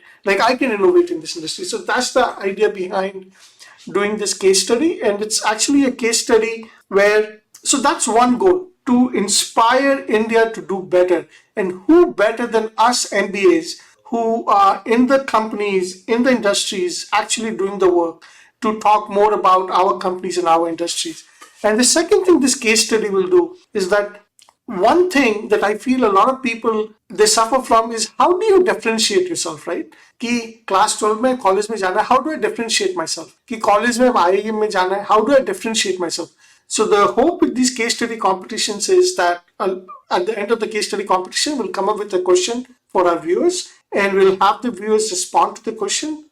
And the person who solves the question the best will get the case study award, will get the case study award for this week. And now when they go to the interview, they can say that, look, I won this case study award. I actually, first of all, I was, and what will that show to an interviewer? It will show that this person was motivated enough to actually watch IIM graduates and students talking about a case study, and then he was motivated enough to try and understand the case study and actually respond to it, and then he won it. So really, it acts as a filtering mechanism, and it helps select the best and promote the best. And I think at the end of the day, it's things like this that make our country great. So with that, Dhruv offered to do a case study on the podcast industry in India.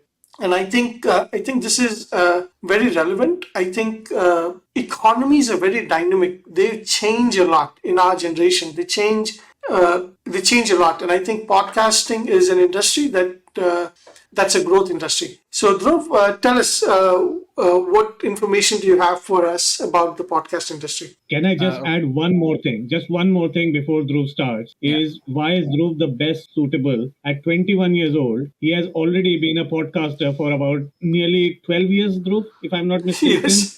No, 3 years. No. I 3 years. thought though you have deleted them, YouTube though you have deleted them from YouTube and your computer, the YouTube head office is literally 10 minutes drive from my home. And I know if I went and I talked to them, I can find them in class 6 talking about a day in my life. Okay. Yeah. So sure. Yeah. YouTube journey started back then. I would say it was a good experience because I got my hand into video editing very early in my life. Video editing is a skill I think should be learned by creatives at least, because that gives you a knack into logic as well as creativity, and hence builds a more robust creative mechanism, as I like to call it, in your brain. And hence, as you venture into digital creatives, creating posters, creating presentations, it actually helps. So that is something. Now, yeah, if you want to quote it 12 years, then of course please do it. But after that particular YouTube channel, I was on a break for a good time. Then I started my podcasting in my first year of undergrad, say second year of undergrad you can consider. And I would say that this particular arena, as I entered into podcasting, I would say this would be the initial stage of me getting to learn more about the content industry as well as the podcasting industry. So I was not really into making podcasts because I wanted to make a podcast, but I was into podcasts because I wanted to learn. And I think that is the case of majority of the best podcasters of the country and the world. Say Joe Rogan, who is the best podcaster of the world, which is acclaimed by many different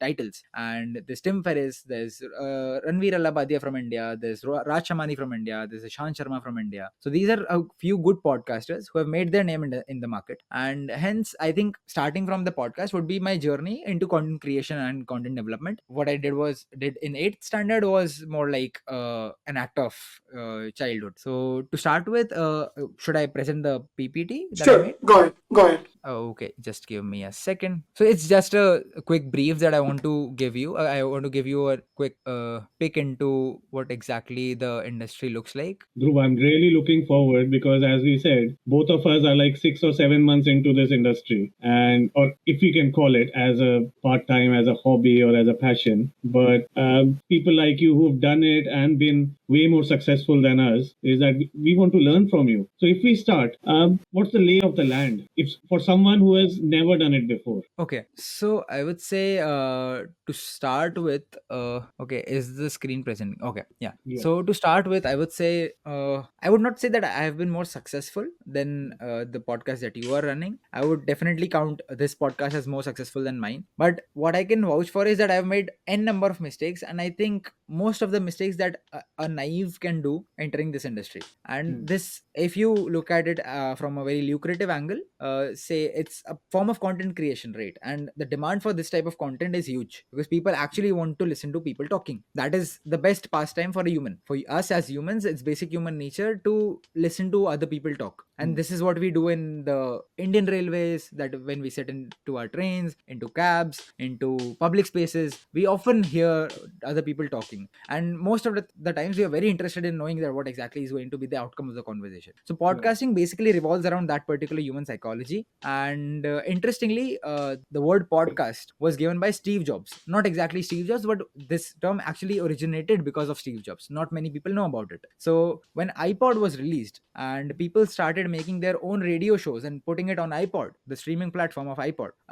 Steve Jobs in one of the keynotes called it that people are nowadays using this new buzzword, which is podcast, which is nothing but iPod and broadcast. So that is how the term podcast Very originated. good, Dhruv. I didn't know that. Yeah, that is very interesting, and you can also find this clip on YouTube. So basically, the first person to say it out loud publicly was Steve Jobs, I would say. Now, moving forward, the industry has been going up and above like anything. If I zoom it in here, so this is the number of podcast listeners in millions all around the world. So it has gone from 274 million, 274.8 million in 2019 to 504 million in 2024. It has almost it will almost double, So right? this is listeners. This is listeners. This This is doesn't take listeners. into account how much they are listening. Yes, this is the supply. I'm sorry, this is the Okay. demand In terms of people, not in in terms terms of of number people. of hours or Huh, something like of that. course, we have that metric as well. I did not put it in the Okay. PPT because I thought that would be too hard on the listeners. But But is and it I also correlated? Because what I'm curious about is, are people listening more? no, not really. They are Okay. not exactly correlated, but Mm. as and when we see, so there are I would categorize podcast listeners into two different categories. Yeah. One are the ones who are actually listening for the crux of it, and one are the ones who are actually listening for the joy of listening. The ones who are listening for the crux of it majorly uses the playback speed wala feature to listen to the entire podcast on 2x, or for the joy, or the ones who are listening for the joy of listening, they actually spare the 2 hours of their life, or say while they're gymming or while they're doing their household stuff, they put on their earphones and put on the audio podcast of that particular episode and then listen to two people talk. And in the journey, they also get to learn and also get to enjoy their conversation. Now, podcasts are also of different types. There are infotainment podcasts, which basically provides information. So for my podcast, which was Koi Nayi Baat Batao, and also the one that we are doing right now, these are basically infotainment podcasts because we're trying to deliver some knowledge. Right now, there are some podcasts which are majorly which are based on normal conversations, and again niching out a little. By niching out a little, I mean, say there's one guy talking to a girl about what exactly is her perspective about boys being the dominant factor in the society. Now, this is not exactly a learning podcast. You don't really get to learn any new concept out of it or any new information out of it. This is basically a given thing. This is a given stigma that we live in a patriarchal society. But how does a female feel about it? This is a very hypothetical example that I'm taking. I've not really had gone through any podcast of such topic, but Right. just an example. So say if a girl has her own perspectives about it, or say if they both start joking about it, so that becomes again a different niche. So they both are just in a conversation and joking about stuff here and there, so that people who are listening also enjoys and get to laugh, right? So these are different kinds of podcasts that exist. And I would say if someone wants to enter this industry, listening to this episode with that intention that I want to make a podcast of my own, I would say, buddy, this is an arena of mistakes. You make a mistake and then you rectify it. So I will dive deeper into it after looking at Sure. this metric. So this Mm. is number of Great. podcasts in thousands that is Right. produced, right? So if you see a major spike in 2019 and 2020, because even my podcast was started in 2020. It was a COVID baby. So when people were at home and they didn't know what to do, they started talking to people online and started recording it and putting it on YouTube. So 2020 and 2021 are the two spikes that we see, and then again going down because the economy was again offline and people were back at their offices doing work, right? Sorry. So it just so I understand this graph, is this Mhm. the total number of podcasts available or number of new podcasts started in that way? New podcast started. Okay. So this is the delta number. This is Yeah, delta. this is the delta number. Yes. So when after 2020, it seems like the number is going down, but actually the number is still increasing, but at a lower rate. Yes. Yeah, Okay. we Got it. can say that way. Oh, Yeah. I think I should have mentioned it here. Okay, that was bad at my part. But yeah, so as we see that podcasts are increasing day by day, right? And also the demand for podcasts has been increasing. With this graph, we Mm. can completely reduce the graph Right. on the left. It makes sense for us to fill that demand because any business is basically demand and supply, right? So if there's a demand and we could supply the content that they want, it becomes a business, and it has the potential to become a business. business. So Right. say there are different types of demands of different types of podcasts. Infotainment podcasts do good amongst intellectuals or amongst professionals, but amongst kids, I would say gaming podcasts do very well, or say amongst kids, who is one of the major chunk of the content consumers of the world. I would say again, funny podcasts make a mark, or say sarcastic podcasts make a different arena altogether. So Mhm. infotainment is a part of it, a very significant part of it, because podcasts were initially meant to be that way, but then again people have started niching it down into, say, someone talks about news, again an infotainment podcast, someone talks about science, someone talks about management, so if I talk about Koi Nayi Baat Batao, it was about business and philosophy. If I talk about IIM Grad, it's again more of a management centric but human driven podcast, if I'm not wrong. Correct me if I'm Yes. wrong, Mix or Mix. No, that is perfect. Yeah. Right. So we venture into different types of niches. And I would say, if you want to start a podcast of your own, I would always recommend to grab a niche. And that is the mistake that I made with Koi Nahi Baat Batao. So initially, when Koi Nahi Baat Batao was started, there was no particular niche to it. Say every and any topic that I had in mind, which I can talk about with some particular person who is almost an expert in it, say stock market, say cryptocurrency, say overthinking. So we're basically talking finance as well as psychology, as well as we talk about art, we talk about creativity, we talk about music. So everything under one umbrella. So this sounds like a very good idea, that I'm channelizing knowledge at the first go. Mm. Right. Yes. So the entire idea was to channelize knowledge. I would grab people who actually has specialization in one area, and then we can channelize it down to different episodes. But then it does not make sense for the audience. So if I'm an audience for a podcast, I'm a member of the audience, I go to that episode, I listen to my desired episode, and then I question myself that should I subscribe to this channel. I open the page of that channel, and I see that there are topics being talked about which are not even related to each other. And hence, Right. if I am interested in one particular niche, I would never subscribe to that particular channel, and I would never follow that particular Instagram page. And if you're not able to meet up to those numbers, the entire construct of making a podcast and creating content, meeting that demand, goes for a toss. Very well said, Dhruv. Dhruv, you are sitting in front of Meglani, who went to London Business School, okay? And he has 25 years on top of you, and now he's the investor guy. He invests in different companies. And this was his basic point. You see, what happens is when you watch TV, the TV tells us, okay, this is what you can watch. But when you watch a Yeah. podcast, there's a search box, and that search box is a big difference, because now instead of YouTube telling me what I want to watch, I can tell YouTube what I want to watch. I can say, I want to watch about management, I want to watch about the podcast industry. Like, I can tell YouTube what I want to watch. This push versus pull. Like, पहले हम लोग को push किया जाता था content, but now we are pulling what content we want to watch. A lot of people Exactly. don't understand this difference. And Miglani kept saying from day one that, look, we have to have a niche and we have to focus on a niche. So, Dhruv, very well said. I really like that at the age of 21, you are able to understand this importance of niche. Thank you so I much, think Vex. probably better than both of us, Vixi, understands it.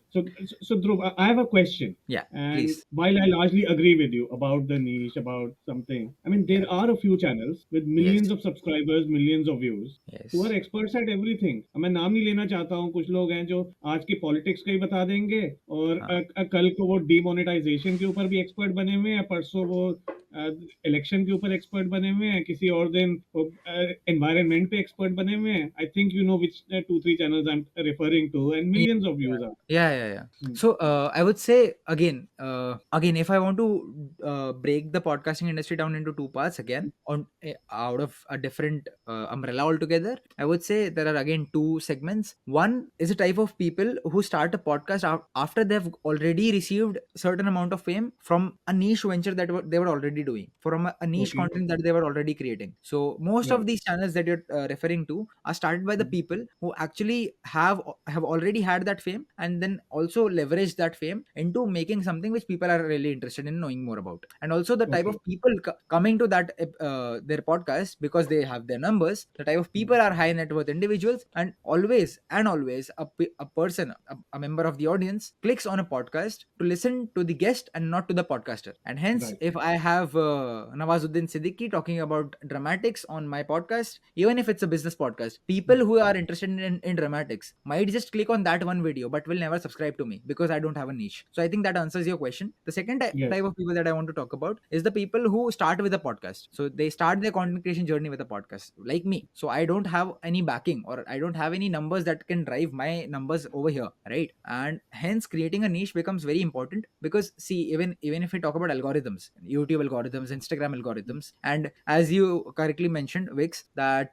from a push content consumer, we have become a pull content consumer, and that is very true, because as we pull content, the algorithm reads it, and the algorithms predicts our taste, that exactly what exactly do we want to watch, and hence the algorithm recommends us similar kind of products or similar kind of content. And if I don't have a niche, my content will be recommended to different people. Say the episode on art is recommended to someone who loves art, the episode on music is recommended to someone who loves music, and so on. But when the question comes on subscribing to the channel, no one will, because I don't have a niche. So I think that summarizes the entire answer for the question. I would just come back with light. Yeah. Okay, so I think that answers the question. Yes. Yes. That's good. Perfect. So moving forward to So would you say, Dhruv, that if you could rewind, if you could go back, you might have koi nayi baat batao. You could have focused it on a niche more. Like you could have maybe made it experience of Indian women in a patriarchal society, where you could have just talked to a lot of different Indian women and asked them about the experience in the patriarchal society. Maybe what I realize in businesses is that you always, like a niche is like a spear. So if you want to go deep and you want to go fast, you have to use the spear approach. But once you have penetrated the market, and once you have had the spear approach to get into the market, then you can expand. of course. Okay. But you can't. But you can't. Like before you enter the market, you can't go into the market and on day one try to satisfy a lot of consumer segments. So do you think you could have used a niche to maybe get to 10,000 subscribers and then expand? And then, like you said, use, because my analysis also shows that if you have around 10,000 subscribers, you can start to get minor celebrities on your channel, because celebrities also want exposure.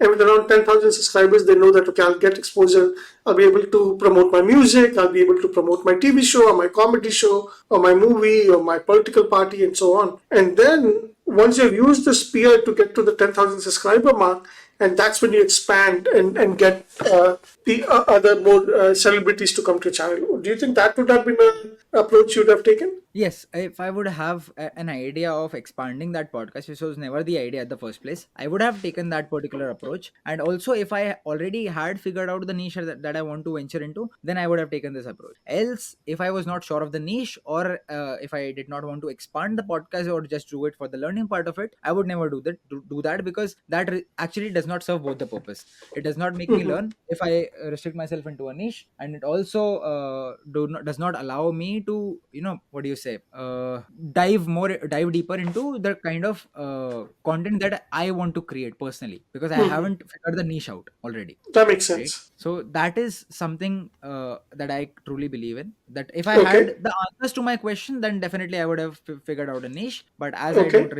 I didn't really had one. The journey that I went through actually made me learn a lot. Hmm. Right now, Okay. moving forward in the presentation. Now, if we talk about India, India is a fairly new market for podcasters. So people do target Indian audience as a podcaster right now, because people here are actually willing to spend their time to listen to people talk. People talk about intellectual stuff, or people talk about something that the audience is interested in. So say even the podcasters of abroad are now catering to Indian audience as well. So Indian audience, as we bring in more and more diversity on the table, we also come with a lot of taste. And so for every podcaster, there's some Indian content consumer sitting there wanting to consume that content. So they just have to target the right person. Right now, moving forward, if we talk about Indian podcasters, there have been various different podcasters emerging in the Indian market. Most of them are infotainment podcasters, but now when we move about in the depths of the field, there have also been some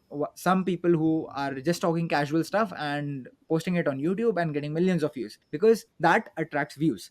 So before diving into that, I would say, firstly, I would just like to make this clarification that in India, audio podcasts is not really a thing, and I don't really think that in the coming 10 years it would be. Audio podcast is meant for someone or a lifestyle, I would say, which basically offers a lot of laborious work or a lot of routine work, which you can, so that time which you can utilize on an audio podcast. So you do your routine work, and while doing that routine work, you can put on your earphones and listen to an audio podcast. But that is not the case in India. You don't really have a lot of routine work, but rather you have your entire professional work, that you go to office, you come back home, food is already prepared, and you have your food, you go back to your bed, you scroll your Instagram for some time, you go back to sleep, you wake up in the morning, you have your morning routine, and then you again go back to your office. So that is how an Indian lifestyle looks like, right? A typical Indian lifestyle looks like. Now, I would say here, if we introduce video podcasting as a segment, which is quite new, and most of the people when talk about podcast does not really refer to video podcasting, at least for most of the guests that I call on the podcast, they come with a presumption that, okay, this is going to be an audio thing, not a video thing. But video podcasts are more prevalent because people actually are willing to invest their time to see and listen someone talk, because that has again been imbibed into us by our culture. As we move into public society, as we move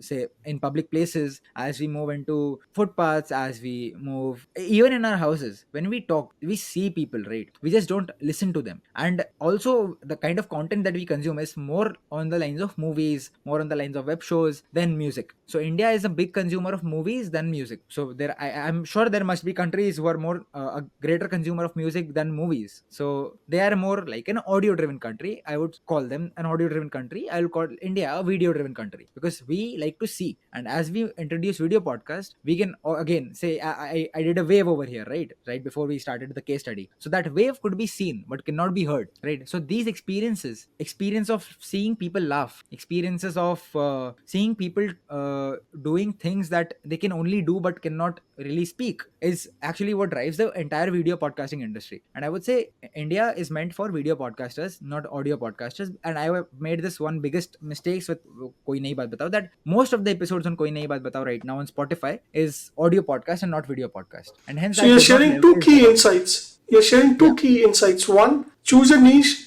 Two, do a video podcast. Yes, if we talk about India, yes. And also Okay. globally, we can generalize it, because the entire global spectrum has evolved into consuming more videos, with TikTok emerging, with Instagram Reels emerging, and Spotify slowly phasing out, because people are more into videos now. Definitely, music will still stay a thing, but Spotify has, as we all know, that Spotify has been facing a lot of trouble in terms of retaining their subscribers, or retaining their, what do you say, subscribers is the word, or retaining their paid customers, or say getting new customers on board. YouTube India has I would say YouTube has done a quite a good job in it, because offering YouTube Premium with all the premium audio as well as video features, they get the best of both worlds. So even the podcasts which are uploaded in the video format can be listened in an audio format with YouTube Premium. So No, that's that exactly. subscription will go up. I think Dhruv, that's exactly. So for people like us who Mhm. have been doing this video podcast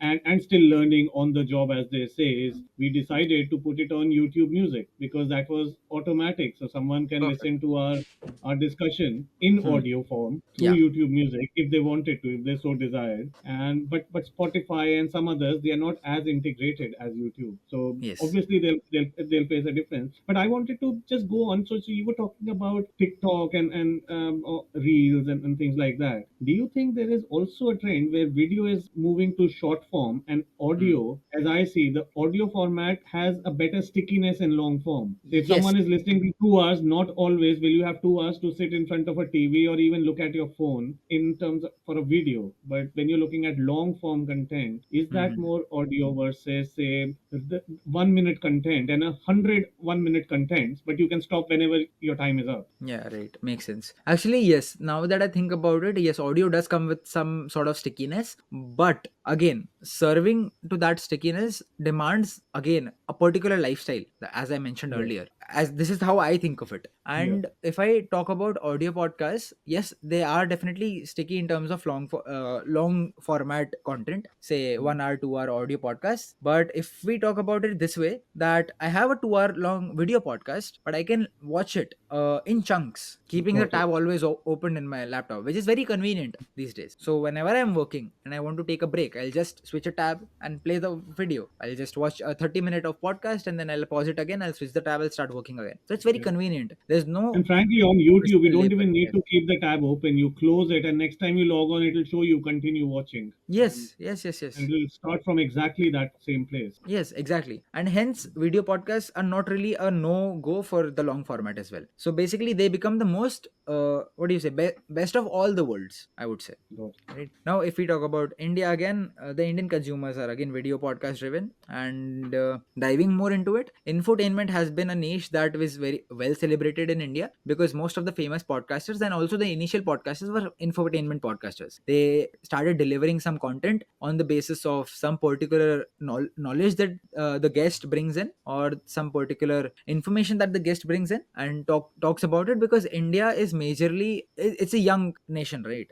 Majority of the population is young in their age, and as we think about it this way, it also brings in more and more curious brains to your podcast. So with the age, also with the age demographic, the content consumption pattern of the audience changes. So if there's someone who is above 60 and also listening to a podcast, he or she would prefer listening to something very subtle or something very light, rather than listening to a very heavy 2 hour integrated conversation about management, or say about business, or say about science. But on the contrary, if there's someone who's preparing for an MBA exam, or say CAT for in general, if they listen to this particular conversation and then they talk about this into the interview, this information that we are sharing, not even the platform, but the information that we are sharing, if they talk about this in the interview, it will actually leverage upon, right, the information that they gained here, and then they gave it to someone else. So it will soon leverage, and hence people actually, the young generation actually listen to such podcasts, because it would someday or somewhere or somehow leverage into their particular lifestyles. So that is one thing. Apart from that, again, yes,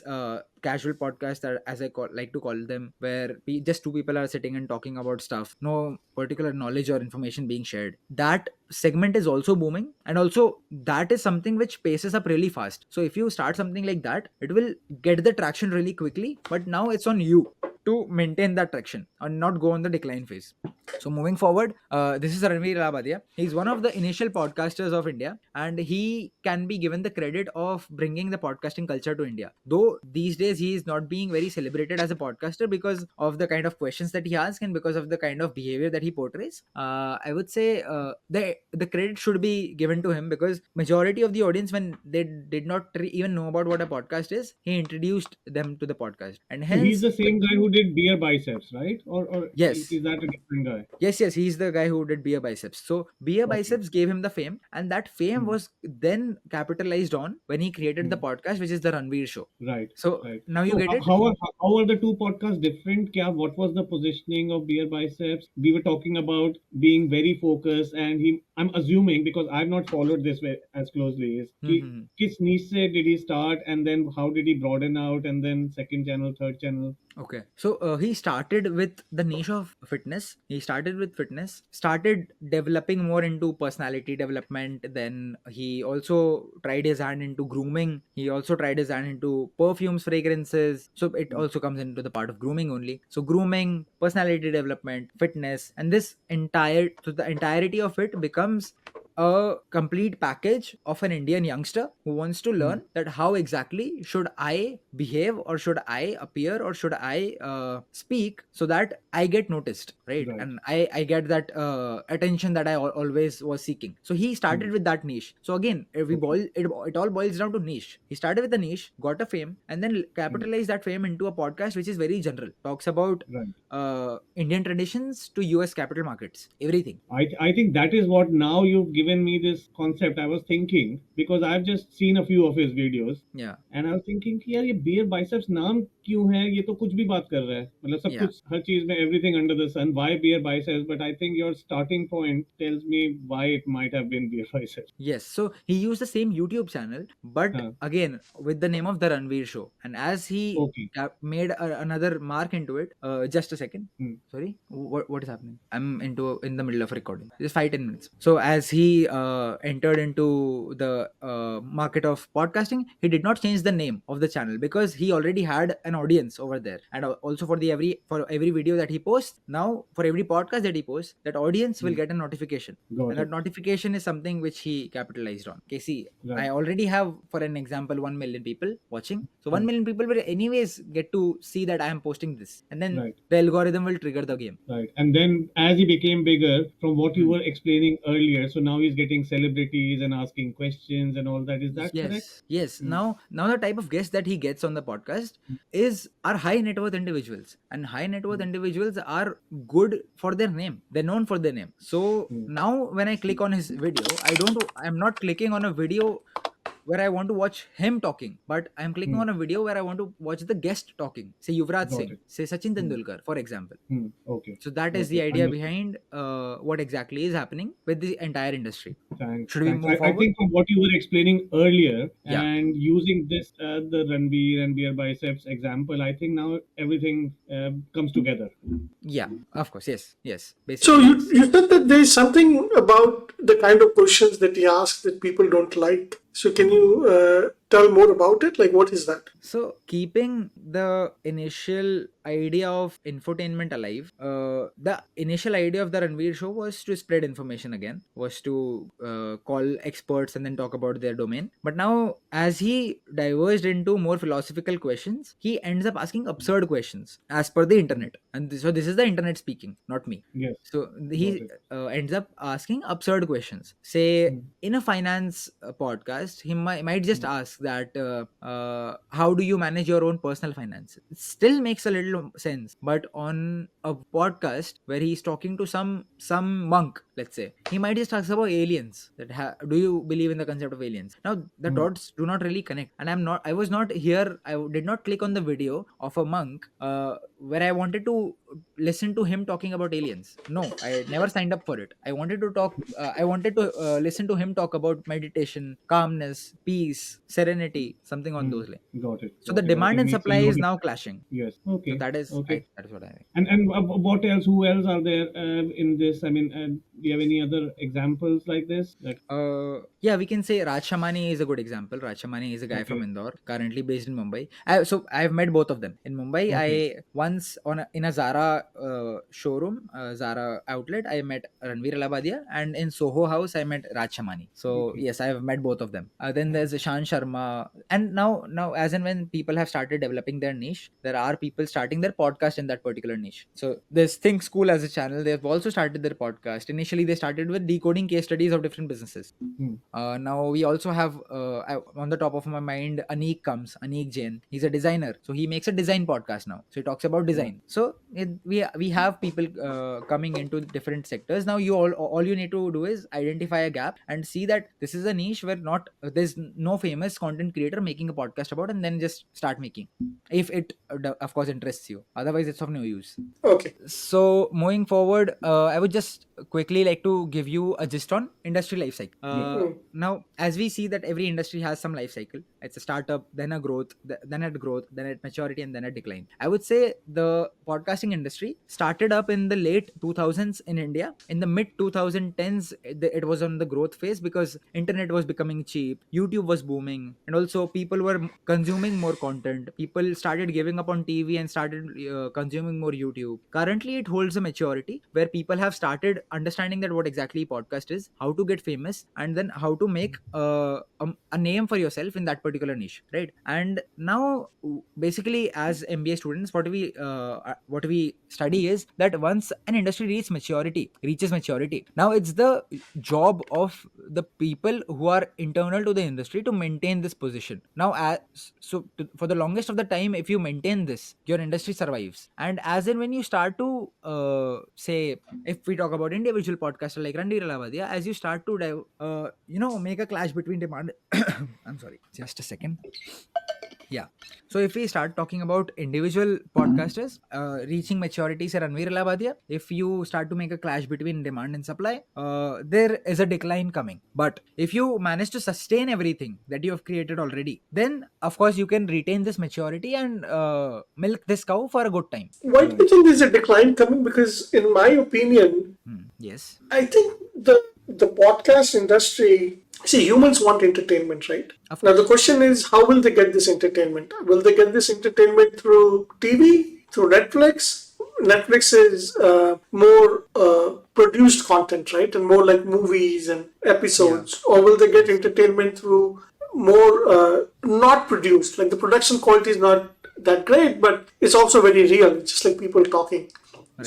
So when I think about it, I think we still have a lot of growth left. I think it's the TV industry that's going to decline, and I think because my father still watches TV, and he's 72, and I'm 46. I think people above the age of 60, they still watch TV. But as I grow in the next 14, 15 years and I become 60, I'll never pick up TV again. I'll still be watching YouTube. So, Makes sense. so I think as the generation above us dies out and our generation becomes older, I think the TV will keep declining and podcasts will keep increasing. And then the question becomes, what will the world watch more? Will the world watch movies that are put up on Netflix, or will the world watch content created by us? And I think, like, if you actually look at the number of hours viewed, I think YouTube is much bigger than Netflix. So, Vix, when you say TV industry, do you mean like the TV channels, or do you mean like the physical TV? No, the TV channels, because of physical TV, maybe we watch Netflix and YouTube, but on physical TV like CNN or Fox News and all these channels. And See, we you, are now digressing into analyzing one other industry sector, which we'll probably do in more detail. But I just want to say one thing, that these two industries are merging. The YouTube and the user content driven industries, if Yeah. you call that as YouTube, and the channel type of industry, these are merging very, very quickly. So they're not in itself going to die. That format is reducing. But those same channels, if you see the same channels today, let's take an example. I think CNN, IBN, or one of these Indian news channels. Yeah. They've got about 20 YouTube channels right now, and you can watch whatever news on at whatever time, rather than only 9 p.m. news and usi order mein aayega. You can pick and choose. So that's how that is merging. And I'll tell you, it's also happening the other way around. The other way around, like for instance, a lot of YouTube or other podcasters and show people, like even audio podcasters, they are moving into like some of those channels. They're getting their own shows on those channels and so on. So there's a Yeah. merger happening, and I think it will become the same industry at some point in the next few years. yeah, I do think there's a merger happening. I agree with that. But coming back Okay. to this industry, the maturity part, there was one thought that I had is I agree with Vix that I think we are very far away from decline, because decline ke liye Yes. you need an alternative. The thing is, different channels will keep declining. Yes. Different niches will also go out of favor, and new niches or new segments will come in favor. But in Right. my opinion, overall as an industry, this industry is only going to grow as there are more people increase, people have very little person to person social interaction. They're looking for social interaction by listening to people either on their phone or on the TV or on the tablet, and this is the closest you can think about a social interaction, where you listen to other people talk and discuss something, and you feel as if you are sitting in that same living room. Yeah, yeah, of course. So in terms of numbers, I would definitely agree to this, that growth, we are still in the growth phase. In terms of maturity, I meant to say that in terms of content that we are creating, in terms of content that we are delivering, yes, we have reached the maturity that we now understand that what exactly is the demand. Previously, Yeah. in the growth stage, we did not really understand what the demand is, and hence we were growing on a say blind stage. But now that we know the growth is near, the numbers will be growing soon, and we are Mm. again approaching maturity really quickly. So it's a long way to decline, because we don't really have a substitute yet, as rightly Mm. said by Mix. And yeah, that can be agreed upon. Yes. Very good. Very good. Okay. So Now what moving. so Yeah. apart from decline, what is your other view of the future with segments, with sectors? I don't know. I'll let you go to the next slide before digressing. So if we talk about the future of the podcasting industry, I am a keen believer that video podcasts are here to stay, right? But in India, with the younger generation becoming professionals really soon, I would say audio podcasts will also take a hit, and also take a, I would say, will surge a little, and because people will start listening to more audio podcasts, and with their lifestyles becoming more routine like and more western driven, I would say audio podcasts are also here to stay. Okay. But audio podcasts are something that you need to venture into and create something very unique to the Indian mindset, because that has not yet happened, and even if it had already happened, it is not very famous yet. Got it. So this is my view of the future. And also, if you can identify a good gap where you don't really have decent competitors, you can make a name for yourself. That is to given. Okay. I have one burning question, but I'll let you finish your case study and then ask about this case study. Yes, I'll just quickly brief you out that what exactly was the plan. So the case study ends here. Now moving forward, who am I? So I'm basically a guy who started a podcast 3 years back. Have given birth to two different podcasts. So these are two babies of mine. One is Koi Nayi Baat Batao, which is on the left, and on the right it's I.M.MBA, that is investigating modern MBA. So I.M.MBA is the official student activity podcast of IIM Sirmaur, which I am the founder of, and Koi Nayi Baat Batao was the business and philosophy podcast that I used to run before joining MBA. Now, even after completing MBA, I'll be doing it quite diligently. So these Which are the one? two babies. Both? Are you No, going to this do both? Koi nahi baat batao. I.M.MBA I would be again giving to some of the juniors to run, Right. so that Okay. this stays And how are internal you to the changing? institute. Koi nahi baat batao. You said you made some mistakes, so I'm sure you've got some plans for the future. What's the future after? अभी कितने 6 महीने तो बचे हैं. Placement कब होती है? Placement again पूरे साल चलता है. अच्छा पूरे साल चलता है. And how is that हाँ. going for you? So it's, for now, only one company has arrived, so I did not apply for it. Now there are a few more companies in the lineup. So I've applied for one of them. I'm hoping that I get selected so that I am out of the placement process very soon, and then I can focus on my other ventures like Koi Nahi Baat Batao. For now, if we talk about the future of this, I already rebranded it with a new logo and with a proper trailer, which is currently available on YouTube. So if you search Koi Nahi Baat Batao, this is the first video that you will see. The name of the trailer is Impact. So that is a trailer entirely voice overed by me, written by me, shot by me, edited by me. So the entire video is from scratch, was made by me. And so the rebranding part is almost taken care of. I just need to push a little harder for the season 3. So season 2 already only had 10 episodes, right? And moving forward, with these 10 episodes fading away really soon, because I did not continue season 2, I want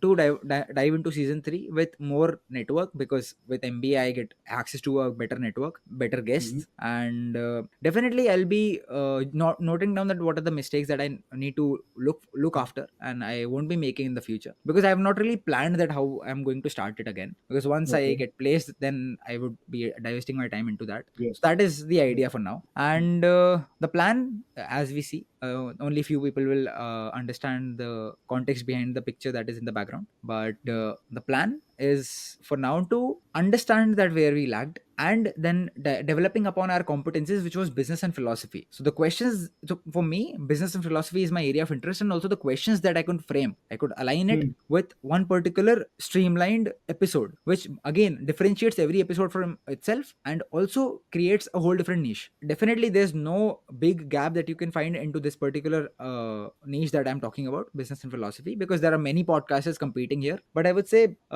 this can be a good area where I could bring in non-celebrated names and make celebrated episodes. So that is the idea right now, that I don't want celebrated names coming in, but I want non-celebrated names associated with celebrated names coming in, and then creating a celebrated episode. So what do you mean by a celebrated episode? Like, let's drill down into the details. Like, a non-celebrated name, say you get one of your professors, say from IIM Sirmaur, once you graduate, and he's on your podcast. How will you make that a celebrated episode? So say I call the placement chair of IIM Sirmaur on the podcast, and I talk to him about what is the philosophy behind the placement policy of IIM Sirmaur being very different from the other baby IIMs. So this is a very interesting podcast which MBAs will listen to, or at least the MBA fraternity will listen to. The ones who have graduated, the ones who are yet to join IIM Sirmaur, these people will listen to this episode, right? Especially the ones who are yet to join IIM Sirmaur and are confused that should we go for it. So this becomes a celebrated episode in terms of numbers, because this Very episode good. can drive numbers. Very good. Now, So do you this have a question for our viewers? So for the viewers, I would leave you. I would say Megs and Vix are the right people to bring out a question, because I was the one explaining the case study. So it would be Let me propose a question. So, Dhruv, you did a great job. You'd have received an A. If I was your professor and I'm the age of your professor now, I would have given you an A. So that was very well done, and I think you brought out things that if somebody is going to start a new podcast, I hope they watch it and they'll listen to it. The idea of a niche, the idea of a video podcast over an audio podcast, and what Milani brought up, that look, podcasts don't have an alternative. So this thing is going to keep growing, because what is the alternative? If you want to hear something real, where will you go? Netflix is nothing real. If I wanted to, I know more about IIM Sirmaur now than I could have by watching any Netflix, reading any Wikipedia, anything, right? So let's have this question. Study the Indian market for podcast and suggest a niche of what niche will you use, and don't just give us the name, but give us the reasons why. Give us why you're proposing that niche, and the person who chooses the best niche with the reasons. So don't say don't choose what Dhruv said, like women and their experiences in patriarchal society, because that idea is already taken by Dhruv. So choose an idea, give us the reasons why, and the person who chooses the best idea according to the three judges here will get a certificate and will get 1,000 rupees award, okay? And the certificate will be signed by all three of us, Mix, Vex, and Dhruv. And Dhruv, there is a possibility that 5 years from now, you have a podcast with a couple of million subscribers and you're not doing a job anymore. And this episode where you're talking about you spending time on Koi Nayi Baat Batao, your rebranding of Koi Nayi Baat Batao, becomes a celebrated topic video in itself, where you talk about your ideas and so on. So very good. Very good talking to you, Dhruv. And thank you for telling us so much about IIM Sirmaur. And IIM Sirmaur couldn't have done a better marketing job than sending you to this podcast. Like, there's nothing better than seeing someone from IIM Sirmaur talking about IIM Sirmaur. So that's really good. And once we have the video editor make a video out of it, please send an email out to your batch and tell them that Vikas, he has requested them personally to try and compete in this case competition, okay? So I'd like to see how many people from IIM Sirmaur, they come up with an idea. And I think we can even get Miglani to fund one of these ideas. I think, Miglani? We can definitely have a look. I mean, the first thing is that even I'm on the learning curve, at least compared to podcast ideas. So it'll be the three of us who are also on our learning journeys. And as we evaluate these podcast ideas, we will keep Dhruv as the casting vote, as our chief guest for this episode, and with the one with the maximum experience